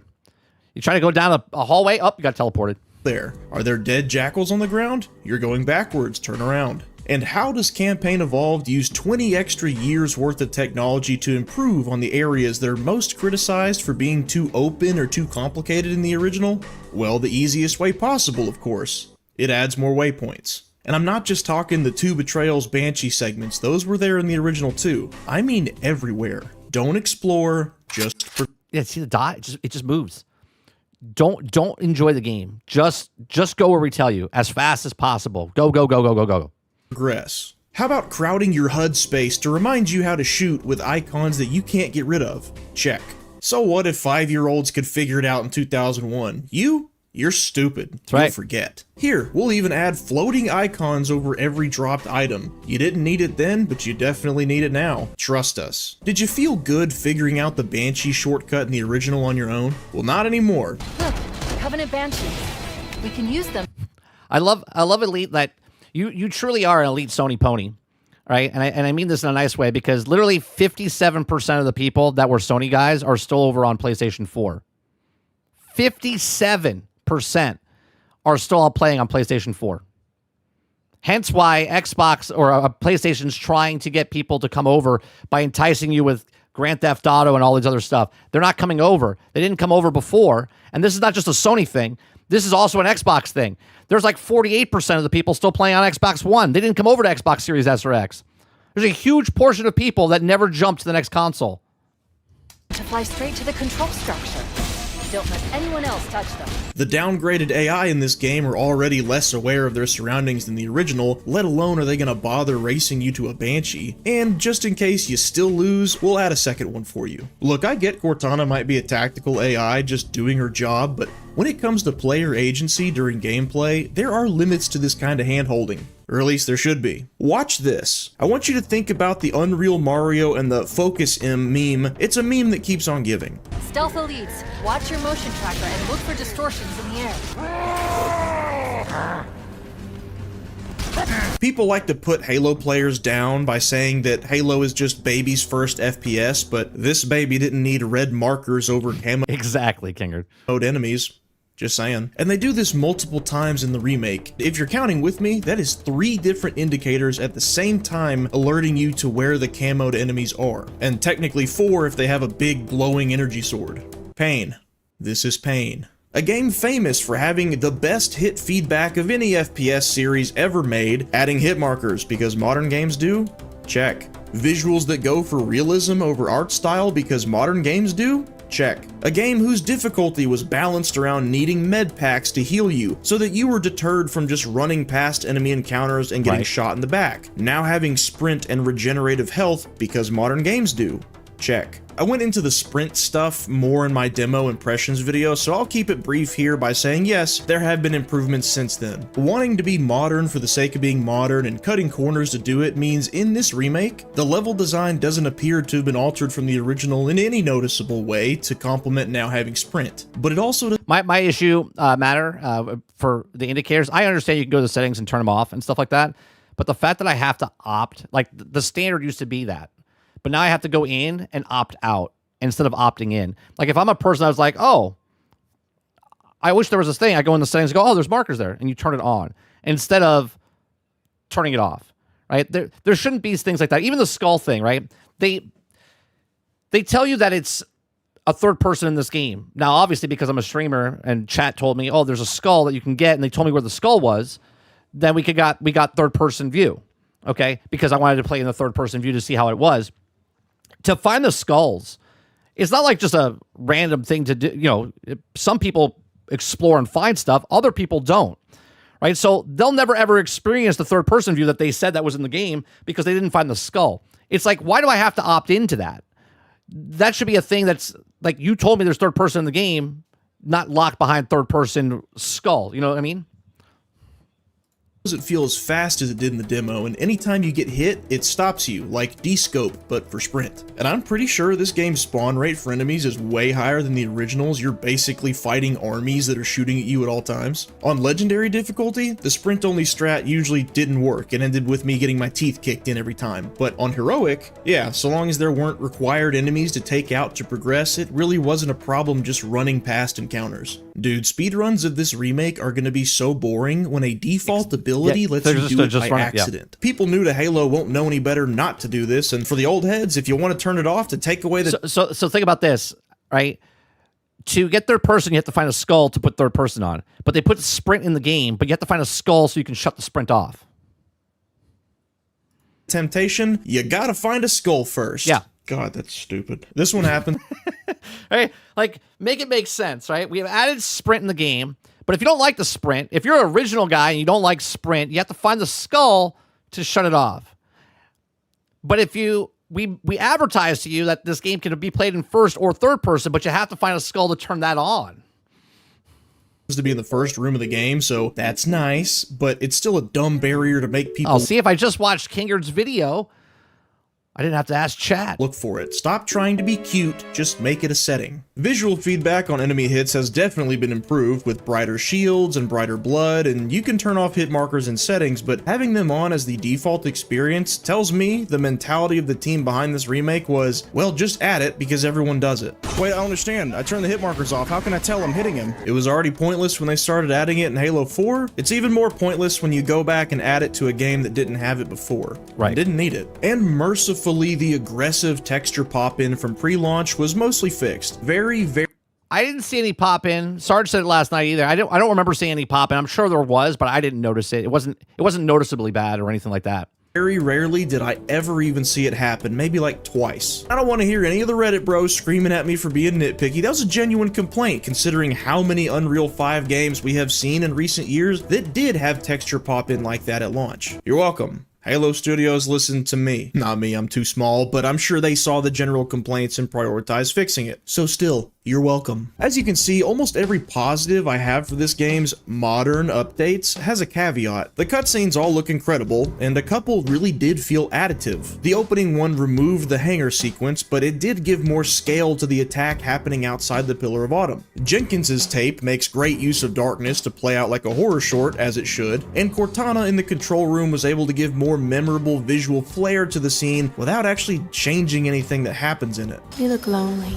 I can fix that. And then we get stuff like this. Remember when I mentioned in the Silent Cartographer demo, the opening traded the immersion of looking out of Chief's helmet the whole time for more opportunities to show off the new graphics with explosions and a pelican crash? I called it an unnecessary trading of art and cinematography for new graphics. A trade they didn't have to make, but they did anyway. Well, they did it again, and again, and again, and again. That camera quick zoom into Chief to simulate being Cortana and going into... You're proving my point, Elite, though, right? And I'm not singling you out, but you're proving my point, right? You're saying I don't know why people are complaining. Maybe it's because I never played Halo before. That's exactly why we're complaining. Because the game that you could play, if they wanted to just remake the game, would be exactly what it was. But they've changed it. They're changing the game, and I'm not talking about visually, right? I'm talking about fundamentally inside the game. They're adding stuff or subtracting stuff, not making it a better experience. If you're going to remake a game, just remake the game for what it is. Right? The best. Do you know why there's so many people that love Halo? Because the Halo game itself was fantastic. If it wasn't fantastic, they wouldn't have made another remake of it. And now another remake of it. Because Halo 1 was such a good game. It's a phenomenal game. Right? The story, the gameplay, all that stuff. And yet they've gone back now and they've diminished it now twice because of what they feel like their vision is. So if you've never played it before, you can't feel why we are upset because you never played it before, right? We're going back 25 years here, and we want you to have the best experience as well because this is not it. But you think it is, right? You think it is because this is your first introduction to it. His head? Gone. Instead, let's linger on Chief and Captain Keyes to, I don't know, show off their character model some more in a static cutscene. If a blank screen has more sauce than you have failed to capture the art. How about an unnecessary cutscene of the monitor basically spoiling the whole plot twist to Chief before they even go to the library? Why, naturally, that is simply too... You're completely missing the point. So I'll have to buy an Xbox just to experience the old games? Boy. All right. Moving on. Dangerous to release, and mass sterilization protocols may again need to be enacted. It's dialogue that was pulled from the original game, but when it was delivered then... I got a major thunderstorm outside the window right now. We might lose power. I'm just letting you guys know.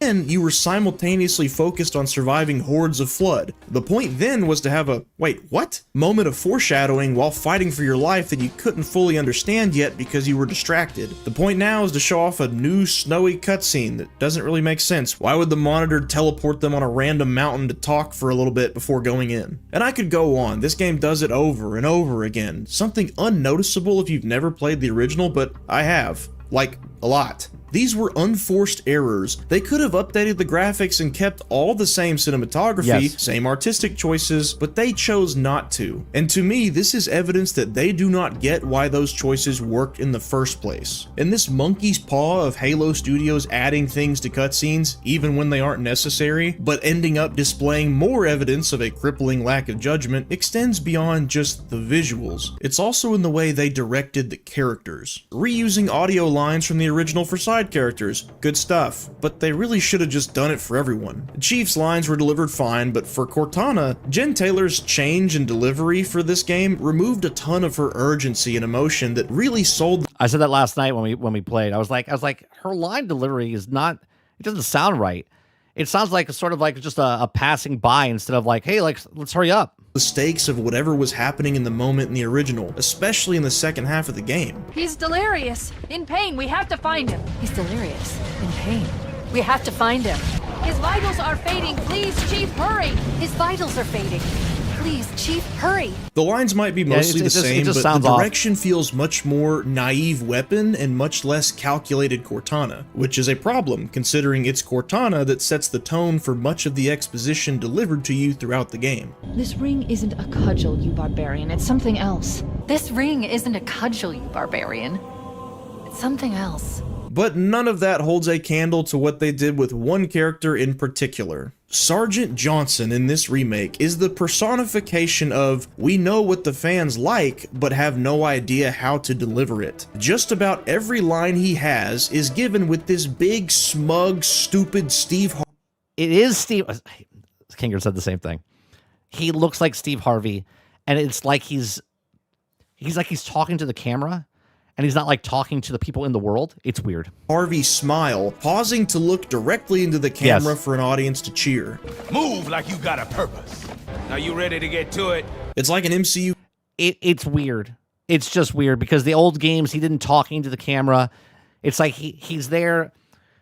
It's like there should be a soundtrack behind it. Like the crowd starts to cheer when he looks into the camera. Cameo on crack, and the dialogue in question is mostly just self-aggrandizing banter. We keep quiet and play our cards right, we'll be in, out, and back by dinner. You're always hungry. Damn right I am. That's horrible. Yeah, original Johnson cracked jokes, he was hilarious, but he spoke with authority. Am I right, Marines? Sir, yes, sir! This new one speaks with self-awareness that is only achieved by a character that knows he's in a video game, knows he's popular, but hasn't done anything to earn it. That's right, because when he was originally made, he wasn't popular, and then he became popular because of the game. And they're like, oh, I like that character. And now the people that make the game or redoing the game, they're like, oh, well, people really liked him, so now they wrote him and made him like a fan favorite. It's like, what are we doing? Just remake the game.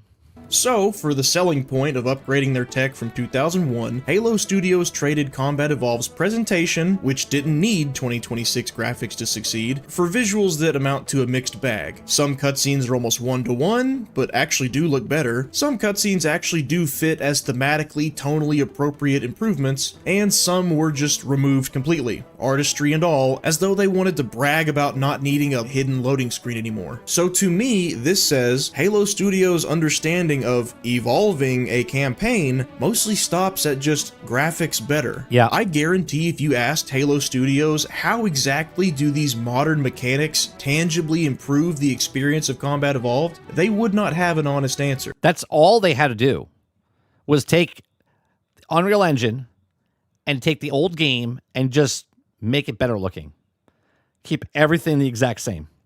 And I think that's just what happens when you're banking too much on graphics selling your game to bother thinking any deeper about it. Which, to their credit, it's a very good looking game. There's even more visual variety within levels like 343 Guilty Spark, the library, and 2 Betrayals that I would call an improvement. But then they go and still remove many of the visual cues and identity of the original that it had going for it. Not nearly as badly as Anniversary did. Ooh. Yuck. But 14 plus years of the IP, and these guys still don't understand the appeal of the Forerunners or what they added to the story with their technology alone. It was interesting that stuff that looked like it was natural really wasn't, like this bridge. Not anymore. Now it's just a metal bridge. As for the Forerunner textures themselves, they made it dirtier and grimier since the reveal, but I mean, it's still not the... Yeah, it looks like it's new, and it was like placed there. Rock metal hybrid that made it unique in the first place. It's still just silver sci-fi metal, evidence to me that says they prioritize consistency with their later games more than they do preserving the mysteries in the original. Anybody want to tell me why it was ominous yet familiar to see Forerunner architecture appear advanced but also be weirdly reminiscent of ancient human archaeology? Anyone? Why might that have been, I wonder? This is a Forerunner? Oh, that is impossible. It cannot be. Nah, Halo Studios says Forerunners are Voldemort Squidwards now, and Voldemort Squidwards like silver sci-fi metal. So much art is sacrificed for the tech in this game that it actually makes me more worried for what comes next with Halo than it even does annoy me with how this one turned out. And if they're just going to repurpose this, and now it'll be Halo 2, but just the campaign, Halo 3, just the campaign, and the Unreal Engine, and they'll change it all. So now the originals don't exist anymore, right?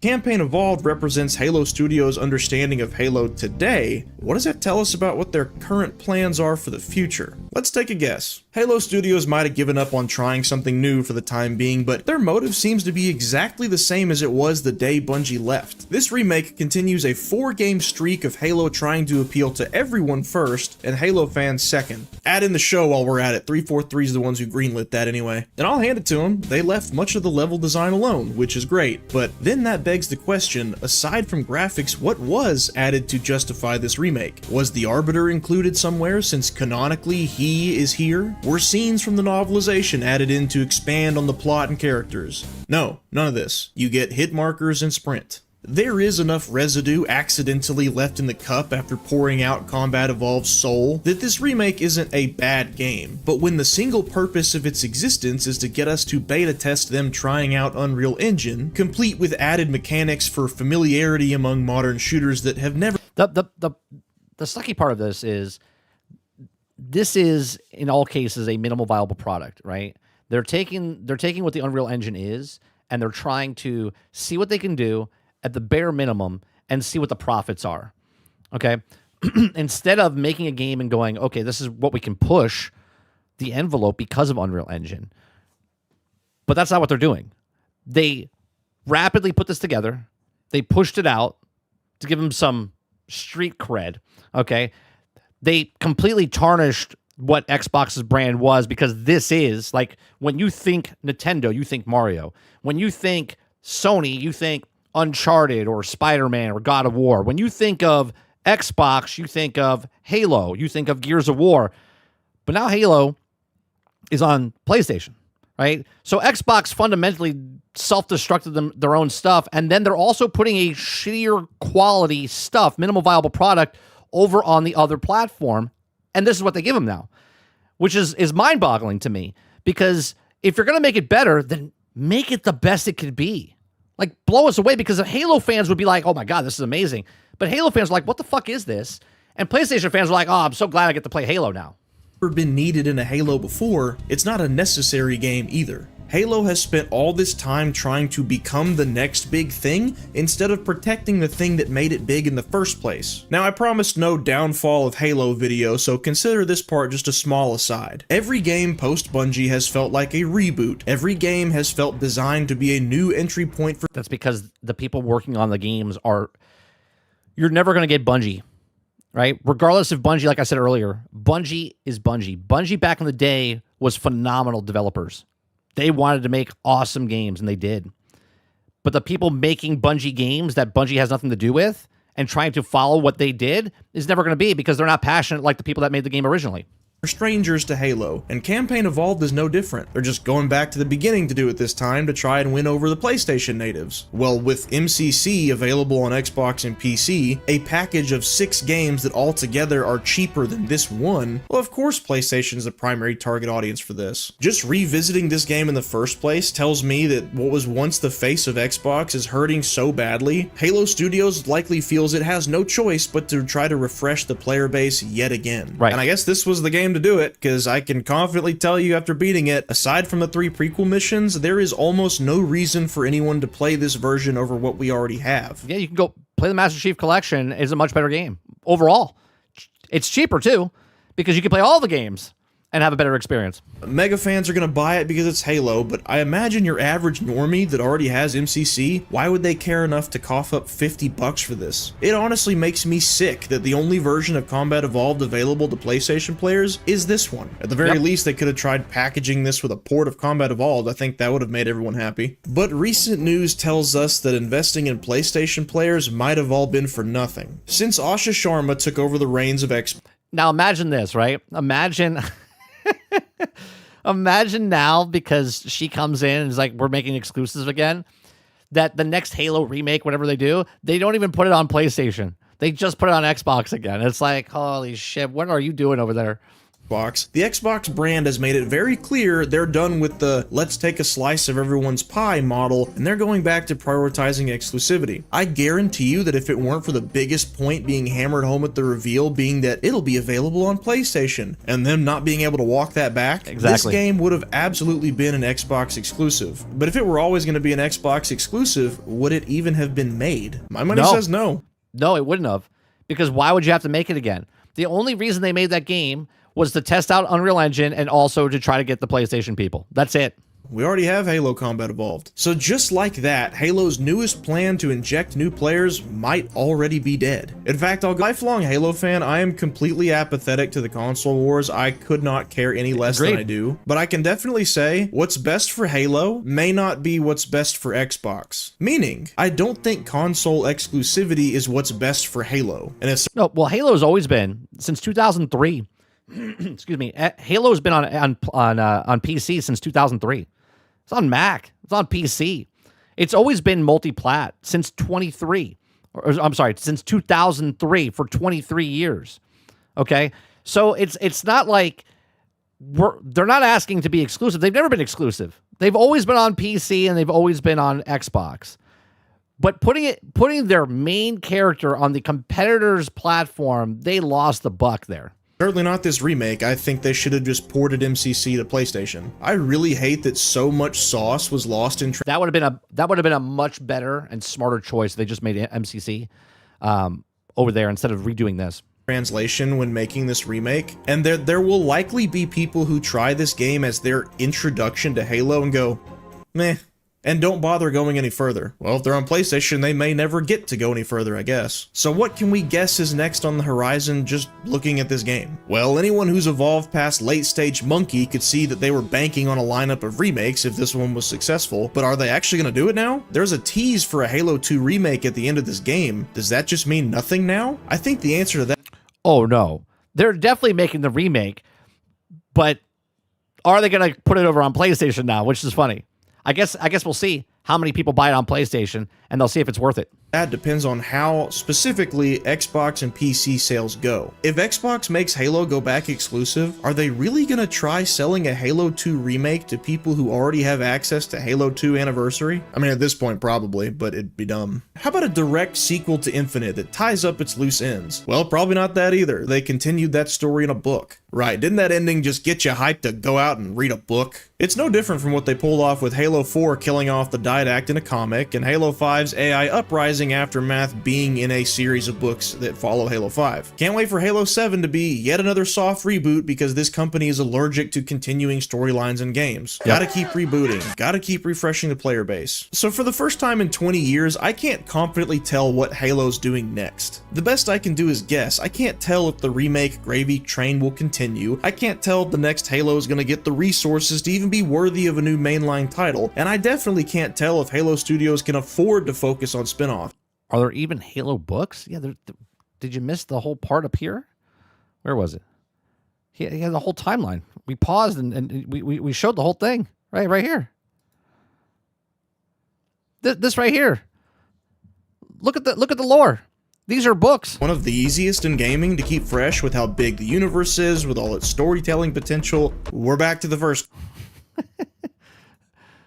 This is why Halo fans are upset of making a shitty remake. Campaign Evolved will probably be nothing now? I think the answer to that depends on how specifically Xbox and PC sales go. If Xbox makes Halo go back exclusive, are they really going to try selling a Halo 2 remake to people who already have access to Halo 2 Anniversary? I mean, at this point, probably, but it'd be dumb. How about a direct sequel to Infinite that ties up its loose ends? Well, probably not that either. They continued that story in a book. Right, didn't that ending just get you hyped to go out and read a book? It's no different from what they pulled off with Halo 4 killing off the Didact in a comic, and Halo 5's AI Uprising Aftermath being in a series of books that follow Halo 5. Can't wait for Halo 7 to be yet another soft reboot because this company is allergic to continuing storylines and games. Gotta keep rebooting, gotta keep refreshing. So, the books came out 7 weeks before the original game came out.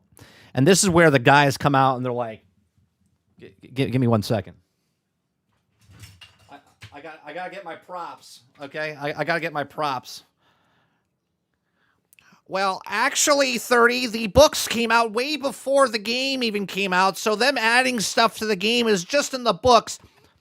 Listen, the books, I don't know if you guys know this, but book writing takes 2 to 3 years to make a book, publish a book, and put a book out there, okay?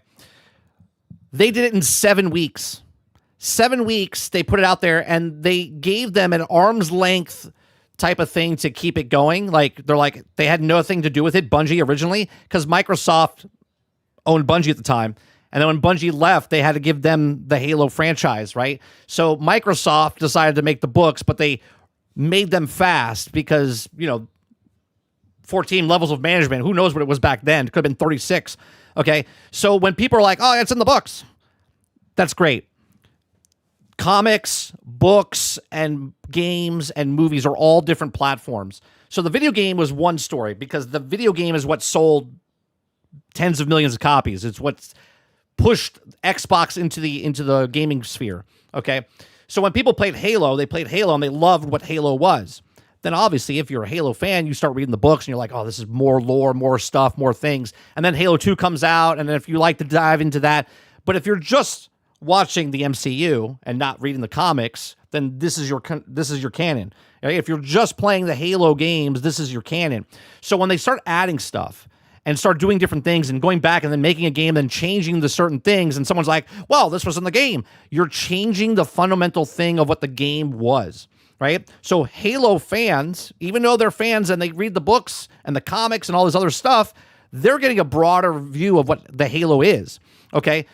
But the people that are just playing the video games, and then you're like, we're going to make the same game, but now we're going to change it. And you're like, wait, but why? Why would you change it? If it was such a good game, then why are you changing it? See, people are thinking that Halo guys are upset because what are they complaining about? They love Halo. They love Halo, and they want you, the people that have never experienced Halo, to experience Halo at its best. And this is not it. The player base. So for the first time in 20 years, I can't confidently tell what Halo's doing next. The best I can do is guess. I can't tell if the remake gravy train will continue. I can't tell if the next Halo is going to get the resources to even be worthy of a new mainline title. And I definitely can't tell if Halo Studios can afford to focus on spin-offs. So all I know is Campaign Evolved makes it clear that Halo is hurting right now. It's financially, creatively bankrupt. It's limited on resources and manpower. With Asha now promising to divert funds from smaller companies that they're shuttering or giving away over to Xbox's strongest IPs, I'd like to think that'll include Halo, but this is it. This is the Halo that you get now. The next thing up is Elder Scrolls 6, and you know what I mean? Like they're just going to keep pushing people and trying to push things out because you wanted Elder Scrolls, the next Elder Scrolls, but they don't know what the next Elder Scrolls is. You know what I'm saying? They're pushing it out because we want it, but they're not going to make it correctly. They're going to destroy it or change things from the lore that came before it. Problem is, I don't trust the people in charge of Halo even if they do have a bigger bag of money in their hands. This franchise desperately needs to hire a third-party studio to come in that's excited about the opportunity to make a Halo game because they'd never gotten... Look, there's a lot of pressure, right? This is why when I talked about the Indiana Jones game and Troy Baker was playing Harrison Ford, Indiana Jones, I was like, there's a lot of pressure on him, man. Because if you're just casted as the new Indiana Jones in a movie or a video game, you can just be yourself and make that character. But that character is so iconic that Troy Baker had to play Harrison Ford. And if you didn't know Troy Baker was the voice of Harrison Ford, you would think Harrison Ford did the voiceover for the Indiana Jones game. There's way more pressure on someone playing a person that's loved, right? There's way more pressure on devs trying to recreate a game than just to make a new game. Before. People who aren't bitter at a decade and a half of fans being disappointed in them. Have them make a spin-off game while Halo Studios focuses on the next multiplayer experience. Apparently they need all the help they can get, if not yet another change in leadership. I'm so sick of hearing Halo needs new leadership, dude. You had Joe Staten, you were this... Don't worry. Halo's always going to get new leadership. close. Anywho, I already know there's going to be people who hear this and think I just hate everything post-Bungie Halo. I don't. I hate the way Halo 4's story was delivered, but I love it on paper, non-human Forerunners aside. Halo 5's Warzone? Shoot, I'd still be playing that right now if I could find a lobby. And Infinite might have been lacking in the content department at launch, but it has since become quite the multiplayer game, and it captured Halo's atmosphere better than anything 343 had done before. I do want the best for Halo. I want more Halo. But if the highest praise I can give for Halo's first release in 5 years is that it reminds me of how good Bungie's game already was, then what exactly are we celebrating? Is more of this really worth the 5-year wait in between games? No, it isn't. I can't say it's a 5-year waste of time, because they could have taken 5 years and they could have made something different. They could have made a continuation of Halo. You didn't have to go back to make a remake or remaster or reimagine and make it worse but visually better. With certainty what Halo's going to do moving forward, and the evidence presented to us in Campaign Evolved tells me that neither does Halo Studios. The penny pinching with shortcuts, the changing fundamentals of the original out of ignorance for what made the original great, and the in-house reports of dysfunction all leave a huge question mark on where the series goes from here. But one thing's for sure, they need a big win, and they need it now. The fate of this entire franchise might depend on it. And as all of AAA gaming seems to finally be admitting, looking to the past when gaming was more optimistic than it is now is probably where they're going to find inspiration of those big wins, what will get people excited. For more on AAA's accidental admission that older games were actually better, click right here. Thank you channel members and patrons, thank you all for watching. As always, carry on you kings. There you go. Check out TheKingerd's channel. Love his stuff, love his editing style. I love the way he breaks down stuff. Give it a like, give it a sub.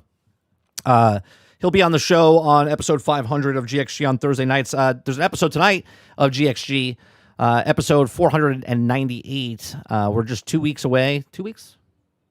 Well, with this one and then 2 other. Yeah, so 3 weeks, including tonight, to hit our 500th show.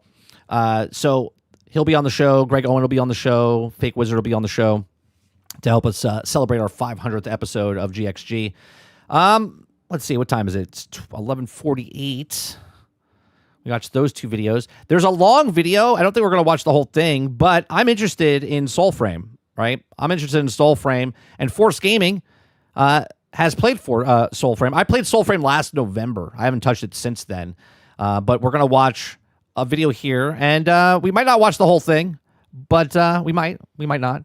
But either way, links in the description down below if you like the video for these gentlemen that we watched. So here is Force Gaming talking about Soulframe. I'm interested in Soulframe. The game isn't even out yet, but I've already clocked nearly 150 hours in early testing, what they refer to as the preludes. The game Feels Good says, off topic, but I need 30 and Sarge to play a game called Big Walk. It releases on August 4th. Maybe I'll take a look at it afterwards. It's still 100% a work in progress. I don't want to try to convince you otherwise here. Pretty sure they still refer to it as an alpha build. But what is here, as I mentioned in prior videos, I have really enjoyed. Did any of you guys play Soulframe? I know Eclipse did. Anybody else? I liked it. It was interesting. It's definitely a completely different aspect than Warframe. I enjoy the slower pacing and more deliberate combat. Oh, I'm gonna die. Let's back up real quick. Drop heals. This guy is stunned. Execute. Bird moves on. That guy's dead. Let's melee time here. Kill that. Cable Guy. Yeah, I love that movie. It's good. That guy. It's been 30 years? Jesus. And you are stunned as well. I enjoy the setting with its rolling hills, dense woodlands, ancient tombs, and cave systems. The visuals in this game I think are gorgeous with the lighting and coloring just across the board. It looks awesome. I also enjoy the strange as hell but oddly appealing character and armor designs. And then lastly, I think just the whole nature-centric theming of the game where we're out here trying to rescue the animals. I love it, dude. I really do. Oh my god, you're in the swamp. Oh my god, get out of there. How do I fucking save you? Do I have to kill all the enemies first to get you out of the swamp, little guy? There we go. Oh my god. While I have played loads of Warframe over the years, and I do genuinely enjoy that game as well, this next project from the studio... Is this a this a free to play game like Warframe, or is this a paid game? Is simply way more up my alley of personal taste and preferences. It still definitely has a lot of work to be done for sure. It's a long way from the finish line, but I'm already loving what they put together, even though it's nowhere near its final form. Now, Digital Extremes is sponsoring today's video. Simply put, they want to let everyone know about their next upcoming major update, which is Do you guys want to hear 16. the basic? Okay, he's got chapters here. Do you guys want a basic overview of the open world, or do you want me just to cut right to the progression and crafting? It's free? Okay. Gameplay loop. Yeah, I would rather... I already know what it is. All right, basic overview, open world. Let's go to the crafting. Both is good. No. Well, Now, when it comes to you can watch the front part of that. The game's We'll watch the progression crafting. systems, as mentioned prior, it's very similar to Warframe. As you're playing through the game's content, you'll be collecting resources and recipes that are used to craft the game's weapons, armor, and classes, which are referred to as packs.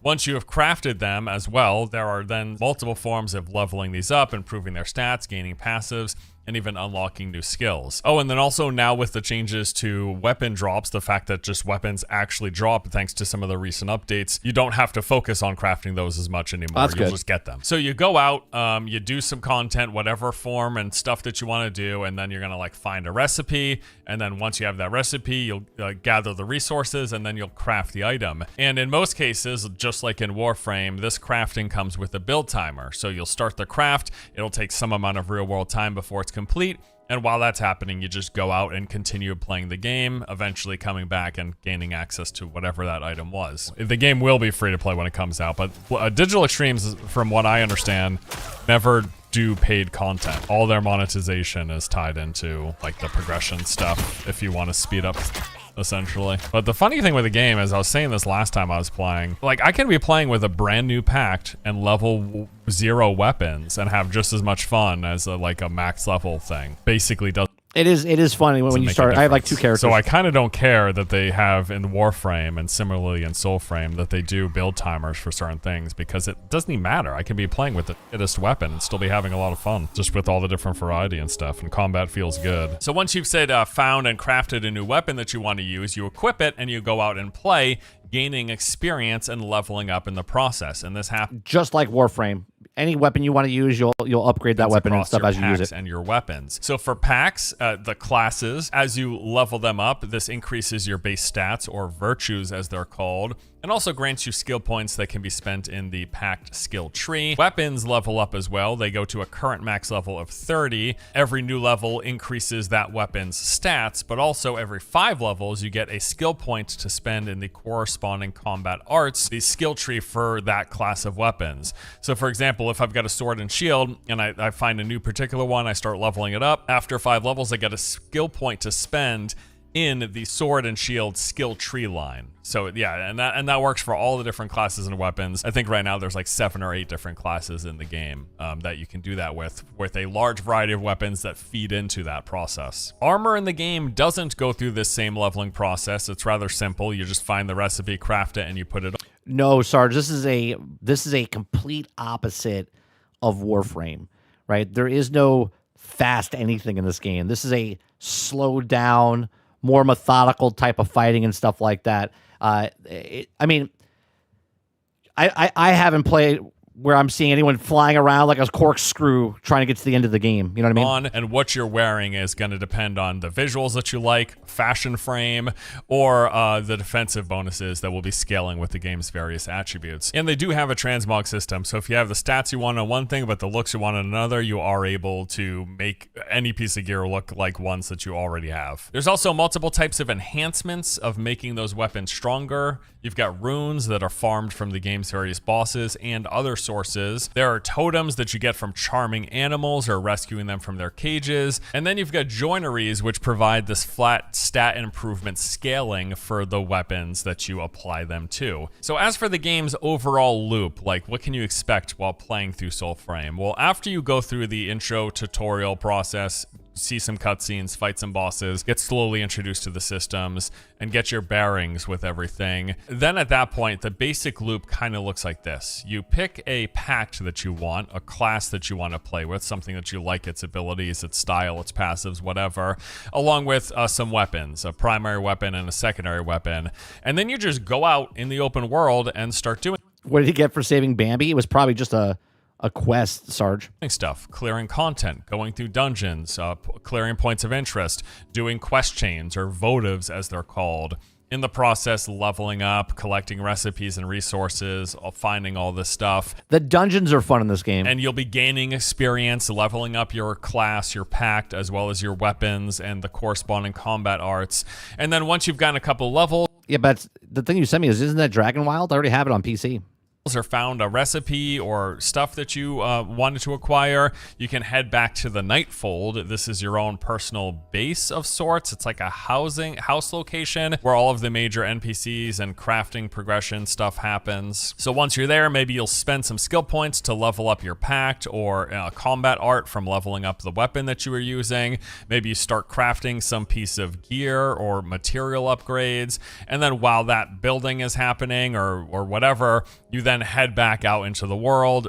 Yeah, we played Dragon Wilds on stream like a year and a half ago. And repeat the process. Go out, do some dungeons, point of interest, do some quest chains, and that's kind of the whole loop of the game. So yeah, that's like the core of what Soulframe is. Now let's talk about what's changed since the last time I made a video. Now, I'm not going to be reading through all the patch notes here as they are massive for every update, but I want to highlight some of the bigger changes and improvements. So yeah, my last video was in like December, and since then we have Preludes 13. This came out in February and included some rather large combat and movement improvements. In fact, with yeah, it's in early access, Sarge. You were here when I played it last year when you came. You could play it again next time you come up for your nephew's birthday. I played it. You were playing that other game on the Xbox, and I was playing Soulframe on the PC. You were watching me. Most updates, they've just kept making improvements here to have combat feel more grounded, to make movement less floaty, and just adding an overall greater visceral sense of impact to the game. And they have done just that. Every time I come back and play, it feels a bit better every time. In particular, I have noticed that things feel more responsive to inputs, a little less sluggish or floaty compared to how it was in the past, and combat continues to feel better. I think they do still have some work in the melee combat department, but I think the range combat, in particular the bows, it feels fantastic. Yeah, the range feels good. The combat with the actual weapons actually feels, it doesn't feel bad. It doesn't feel great, but it doesn't feel shitty. Like it's good. It's good. Very satisfying thing getting headshots with this. Like using different bigger swords and stuff like that. They have weight behind it, you know what I mean? Bow and just even using your abilities. But combat and movement continue to get better and better. How does combat feel now? Much better. Yeah, they've continuously improved it. I think it feels really good right now, frankly. Yeah, I'd say just all around it's improved. Not floaty. It's less floaty. It's still the Warframe engine, you know? I mean, you still get some skating of the feet here. Like that there, you see that? But it still feels good. What in the fuck is that thing? They updated the quest system here in this update, and this was pretty huge. So yes, the game has... Yeah, it's almost like the polar opposite, Luke, of Warframe. Like Warframe's like futuristic and stuff. This is almost like medieval. I don't want to say futuristic because there are things in the game you're like, what the fuck is that?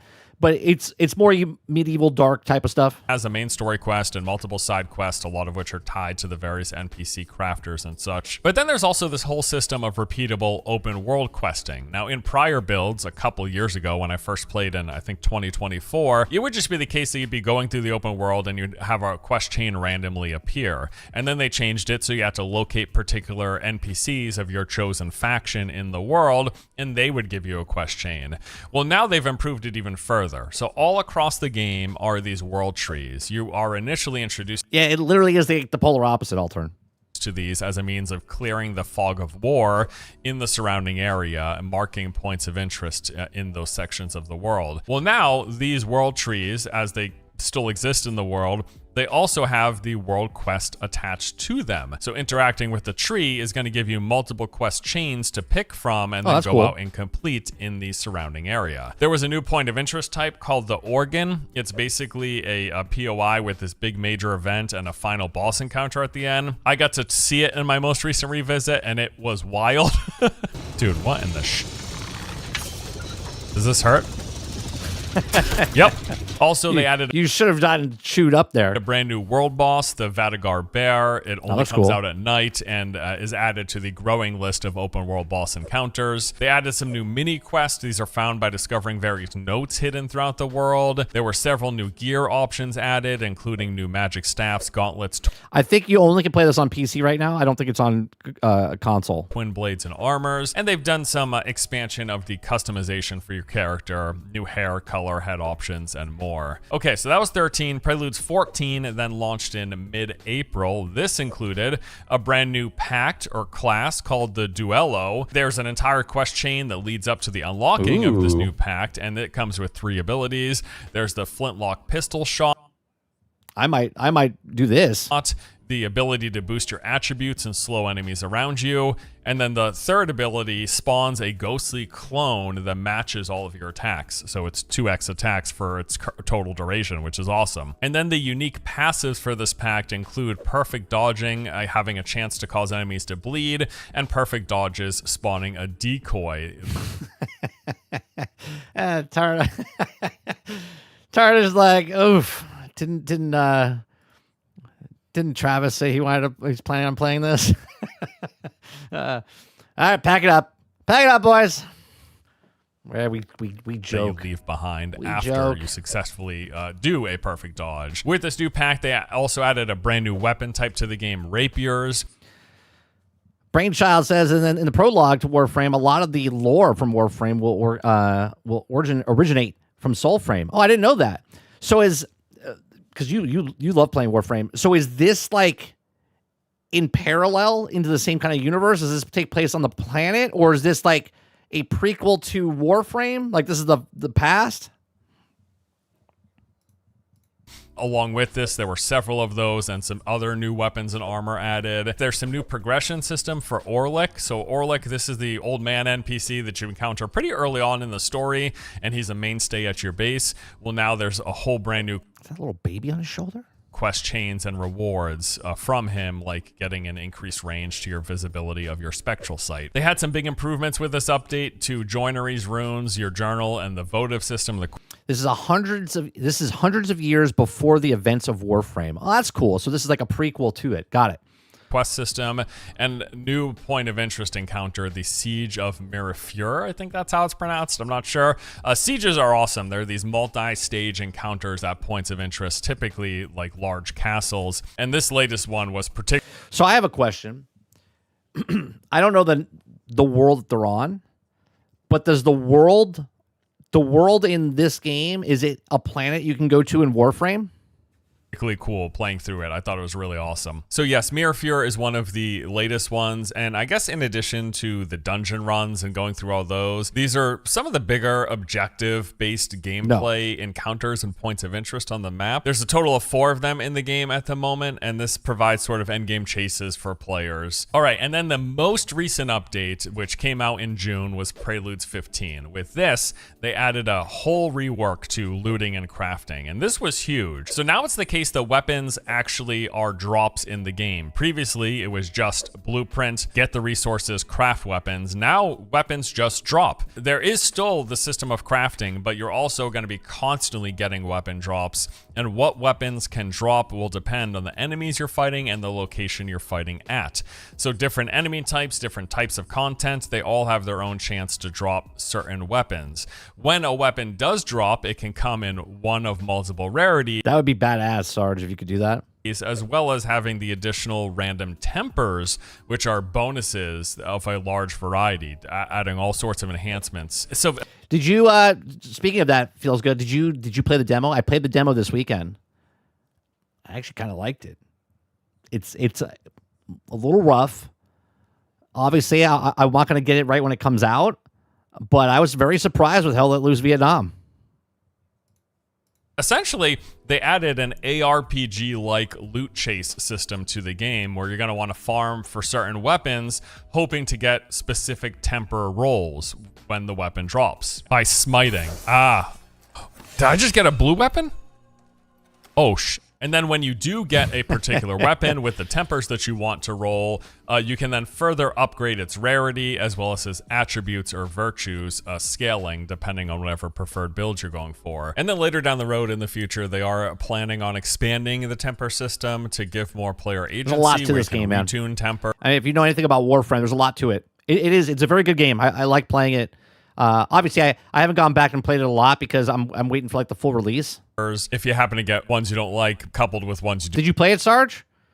You like. Also in Preludes 15, there were several new locations, encounters, new sieges, and new points of interest added. Just a ton of new content added into the open world, and they added more new weapons and armors. Also, player trading and a new mail system was added in Preludes 15. So those are the major updates that the game has received in the 8 or so months since my last video. Then we also have the new upcoming stuff. So this was teased and revealed a bit a few weeks ago at TennoCon. Their new update is called War Songs, coming in fall 2026. They've got a continuation of the game's storyline, some well-known voice actors, Ben Starr and Jennifer English, if you're into those things, and then a ton of new other stuff. The TLDR here is we're going to be getting a brand new pact, a new class, the Vadagar Pact. This is the first, I guess I'll call it. Well, you can't try it anymore. I think it's the beta is the test is over. Evil pact added to the game. Here's the description. Mired in corruption, you will draw power from your Vespers instead of virtues. So instead of the virtue system, you're drawing power from the evil side, doom, death, and wrath, as the Vespers are called. Follow this twisted new progression path and explore how healing Alka can come in many different forms. Also, there's a new boss encounter, the Mendicant Rainbreaker. Mounts are finally coming to the game in the next major update. We've been that'd be huge for the mounts. The maps are big. Teased about this for quite some time. They did talk about how it's going to require some reputation building. Right, Eclipse, yeah. The areas are fucking huge. You're like, I need a mount. So you'll encounter the potential mounts. You'll have to do some stuff, probably some quest chains or something, to build up your trust with it before you can eventually ride it. Wolves are the big one that have been teased, but they've also showcased some other mounts that will be coming to the game, which seem pretty cool. And then I guess the other big thing that they teased was they're adding fishing to the game because, I mean, of course. I'm in, guys. They got fucking fishing. I'm in. I don't understand why fishing is so goddamn popular in video games. I don't. I'm sorry. They are, right? I mean, don't get me wrong. I'll do it for like a quest or something like that, but I'm never like, oh man, I'm gonna sit here and fish.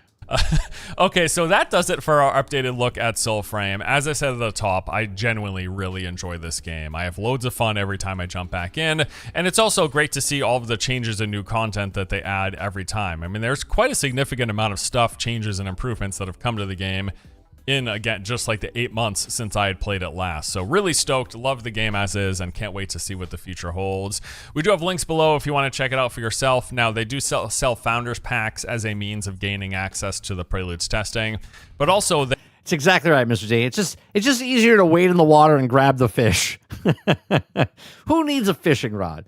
You got like a whole fishing meta game where meanwhile I can just go in there and slice them up. They are regularly giving away access. You can register on their website for a chance to be drawn every so often. But then also every time they do an official stream, like every time Digital Extremes has an official stream, which I think they do them on Fridays, they give away tons of codes. So if you want access to Soulframe, but you don't feel like spending money initially, by all means, there's plenty of ways to get in. Just want to let you guys know. That's what I did last year. That's all for today. Thanks for watching. So there you go. Down below, Force Gaming, link in the description. So there you go. We got talking about Soulframe, talking about Halo, talking about Gears of War E-Day. There's one story I kind of want to talk about before we head off. I read a little bit about this before the stream started, which is Capcom hits 93% digital sales record through 2026. But when I read through the article, okay, and down here they talk about, where is it? It was a 93. Okay, so it says in quarter one. Okay, well, I guess I could read the whole part here. It says, however, the numbers of demanding things here, Sony arguably made the decision based on 85% digital sales margin between the front and center of the most recent reports. Now, it says in Q1, Capcom's current fiscal year, 93.3% of all games sold were digital. Okay? Were digital. It says this represented more volume than last year, with 64% growth being seen year over year. But 2005 percentage was also higher. Last year was 95.2% of all Capcom games were sold digital. To put in perspective, a 5-year low of 85% sales and behavior tangible, very apparent to the numbers.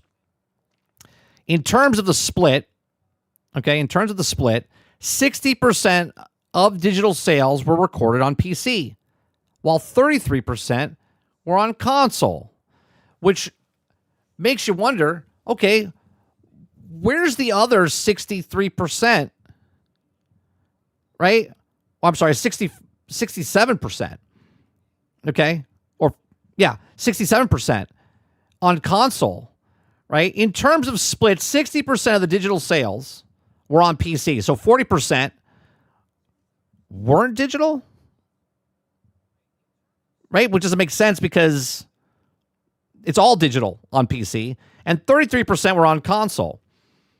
Right? Pragmatica sold 2.5 million units, while also cumulative sales of Resident Evil Requiem pushed past 8 million units. Older titles include Resident Evil 7, Monster Hunter World, Devil May Cry 5, and all continued to sell well through the period.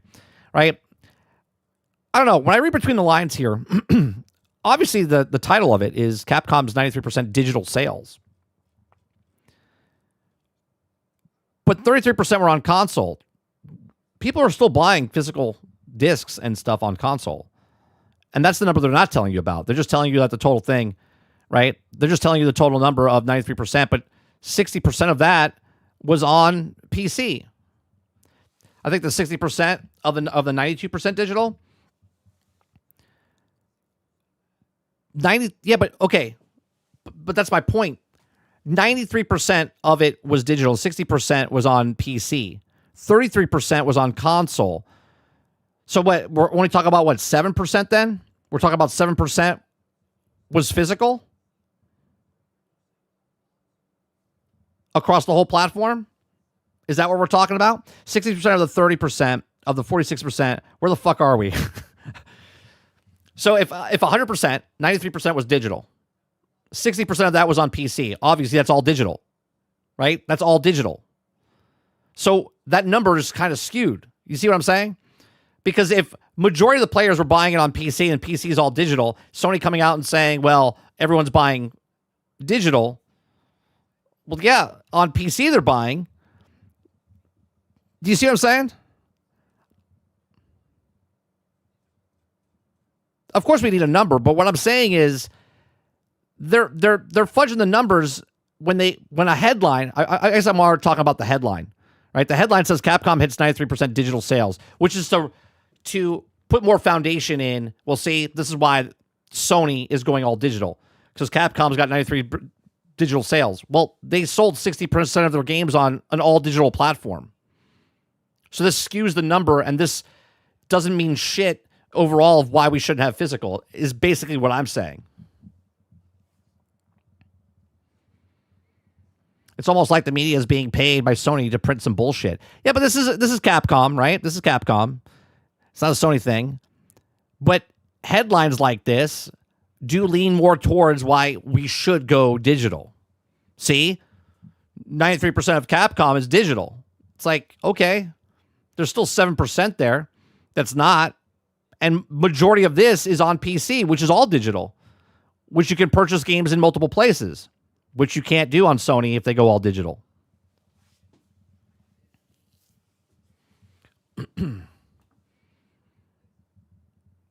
Yeah, they're definitely skewing things. Let's see here. You can't have a percentage discussion without the actual number.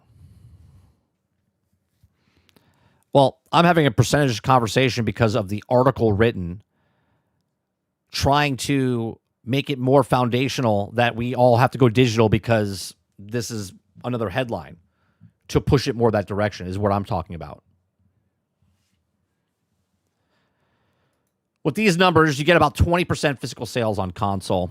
Mr. Z says this means out of 1,330,000 console players bought it digital.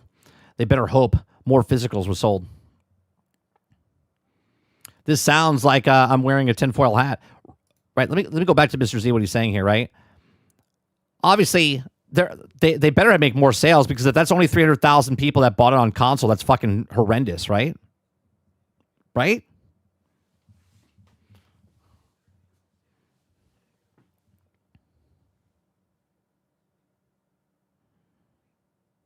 Stop clicking on the trash articles. The reason I bring them up, Sarge, is to open people's minds up, not to give them credit of where. This is why I do read these fucking articles, to have people open up and go, listen, don't listen to these fucking articles, because these articles are jokes, because they're only doing the headlines, because people don't scroll down to look at read the articles.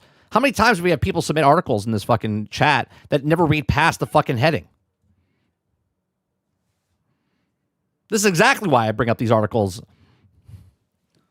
So I'm never going to stop bringing these articles up, because I have to put a light on them to show people this is not what it means.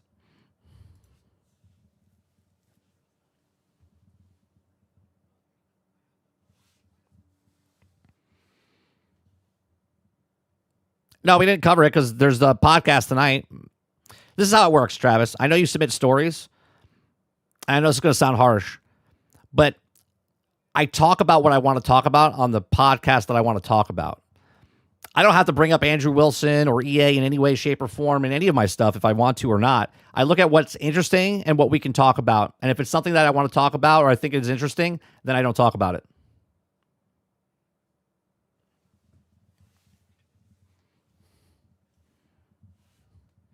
Ron says, "This I hate reading. This is why exactly I show up here. So 30 can read it. You're welcome."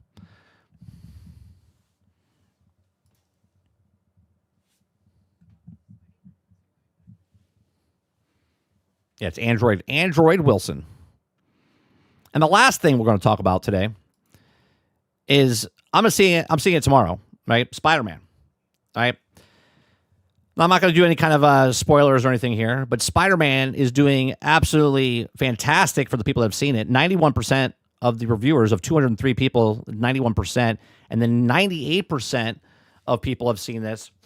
So Spider-Man is going to be big numbers. Now, I said I think 264 million domestically last week on GXG. It actually might surpass that domestically, just domestically. Worldwide, this movie is projected to be upward between $500 and $600 million, which is crazy. I hope it's good. I really do hope it's good. I'm seeing it tomorrow night. I think it does better than Supergirl. I would hope so. Could say it's already done better than Supergirl. Like, literally, it's already done better than Supergirl. It hasn't even fully released yet. It's already done better. Let me see. Do they have any box office for it yet? No, they don't have any box office yet. Yeah, it's literally made more money off the previews thing than Supergirl's made in its entire run. Which, since they haven't put it up yet, let me show you what Supergirl has. Okay, Supergirl right now, and it's out of theaters. It's done. Supergirl ended up with 124 million worldwide. It's done. It's no longer in theaters. They pulled it. It's coming on a streaming service soon or something like that. Okay. The preview event will surpass the worldwide for Spider-Man over Supergirl.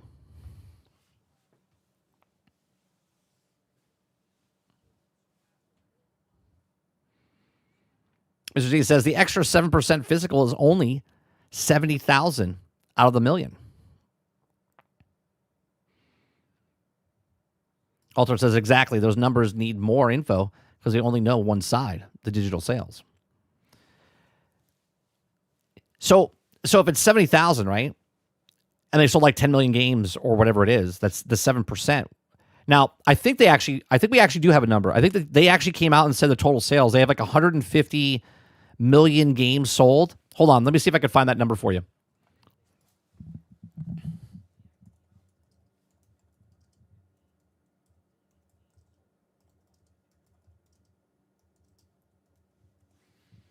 Let me see.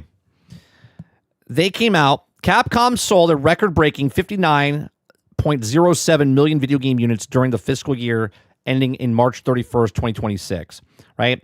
So annual total of 59.07 million units sold globally, up from 51.87 from the year before. Okay? So that means there's your number. So 93% of the 59 million copies were digital on PC, and 33% were digital. So everything else is the physical copies people bought of the 59.07 million.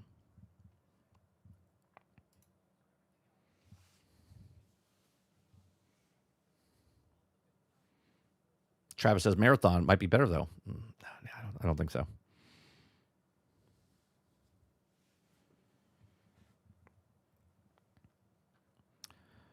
That's 4 million physical. That's most of their first-party numbers. And they're just chucking that out the window. That's full games for some companies, right? Astrobot sold 3.3. Yote sold 3.6. Oh, you meant better than Supergirl. I got you.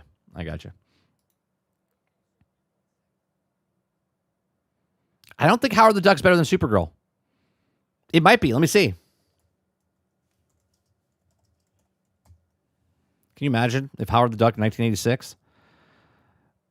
Okay. So we're going to take that number. Hold on. I'm not going to tell you the number yet. Howard the Duck. Okay. What year did Howard the Duck come out? 86? 86. Yeah.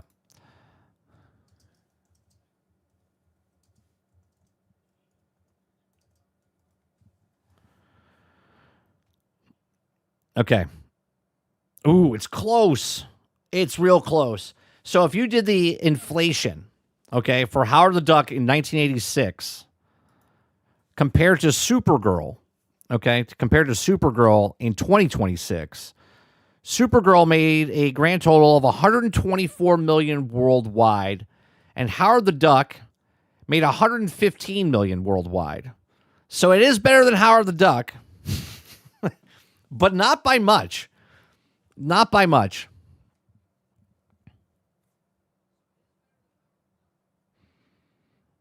Clip says most people probably don't care about it, but they have League of Legends Classic mode. Now I'm so excited. I don't know what that means. It would be nice to know what tickets sold. Tickets sold for Supergirl. The average, well, they don't tell you that. They tell you the theaters, and they tell you the average of ticket prices to theaters and standard ticket. So if it's $156 a theater now, and it's like $10 a ticket. Do you know what I mean? So you're getting like 15 people per theater. It's not a lot of people. Hell, even the Odyssey. The Odyssey has a hell of a lot less people watching the film, but it's making a shit ton more money because it's 50% more increase in the ticket prices.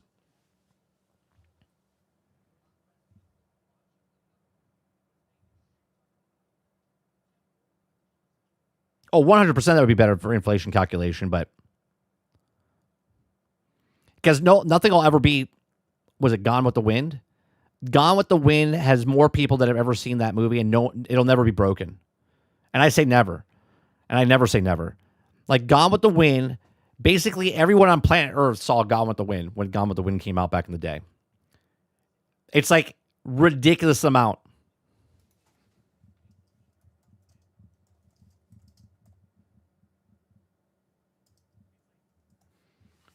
All right, Gone with the Wind in 1939. In 1939, it made $402 million. In 1939, right? So let me put that in the thing here.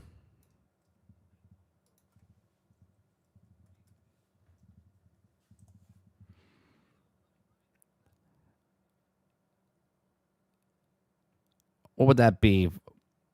We got 402 million in 1939 to 2026.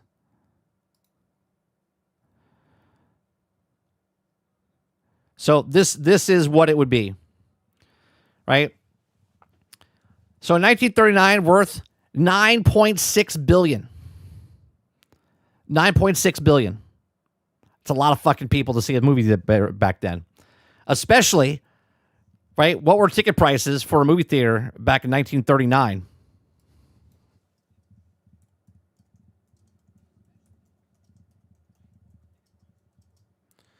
$1939 ticket price was 23 to 25 cents.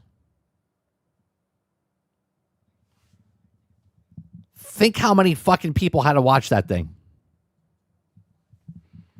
Wait, wasn't that more than $1 billion? Was it? No. You're looking at the dots afterwards. That is 9,666,655,698.50.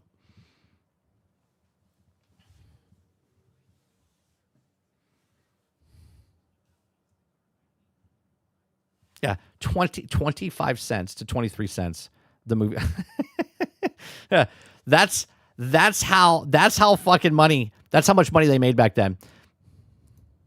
Everyone had to see it multiple times, and everyone in the United States had to see it. Like everybody, to make $400 million back then.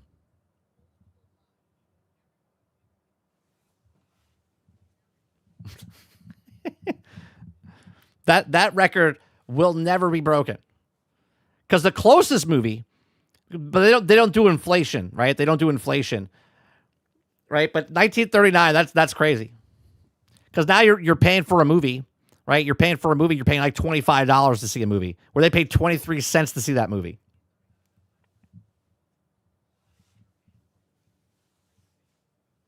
$19.99. I want to say less than that. I want to say it was like $4.50.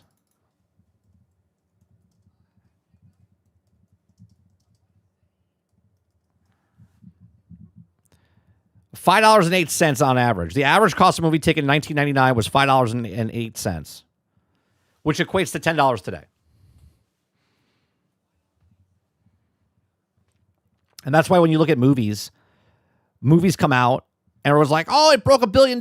But if they broke down the actual ticket prices, it'd be a third or a half of what they used to be in the past.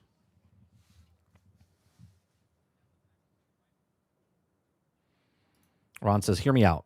An extraction shooter that takes place in 1939. I don't think it sells. People didn't like Battlefield 1, even though it's one of the best games. Just those inflation, my favorite tax. Yeah, we're gonna go see Spider-Man tomorrow. All right. It's 12:30. It's about my time to go. I do appreciate you guys coming out, hanging out, having conversation. We'll be back tonight, 8 p.m. Eastern, for Generation X Gaming, a weekly podcast that goes over a few of the top stories from the past week, and we rant along the way. That's episode 498 tonight. Join me and Sarge as we discuss the top stories. If you guys want, go down to the apparel store down below, get a shirt, get a hat, get a mug. You can also go to the music store, Spotify, iHeart, Pandora, iTunes, Apple Music, and you can download the albums that we have as well. All links are in the description down below for all the stories, all the apparel, all the music down below. I appreciate it very much. You guys have a great rest of your day, evening, or night, and I'll see you guys on the next one. Peace.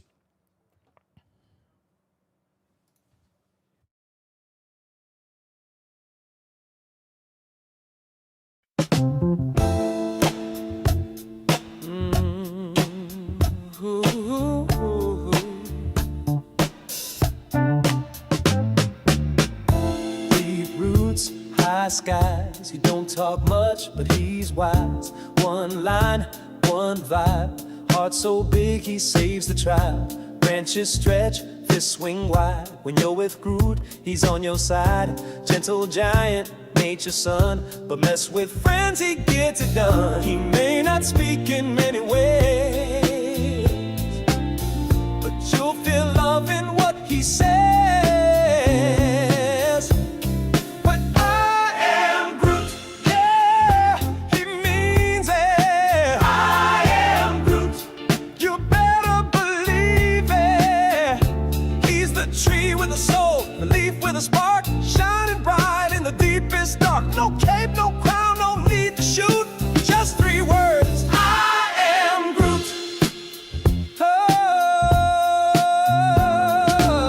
he's the roots and the rhythm, the shield when it's rough. Got bark like armor, but his heart pure stuff. Dancing with rockets flying through space, leaves in the wind but holding his place. He's the last of his kind but never alone, 'cause found family makes a stronger home. He don't boast, don't need to fight, but when he grows tall you see the light. But I am Groot, he's got your back. I am Groot, guardians attack. He's the limb that won't let go, the seed that helps the future grow. Stand tall, stand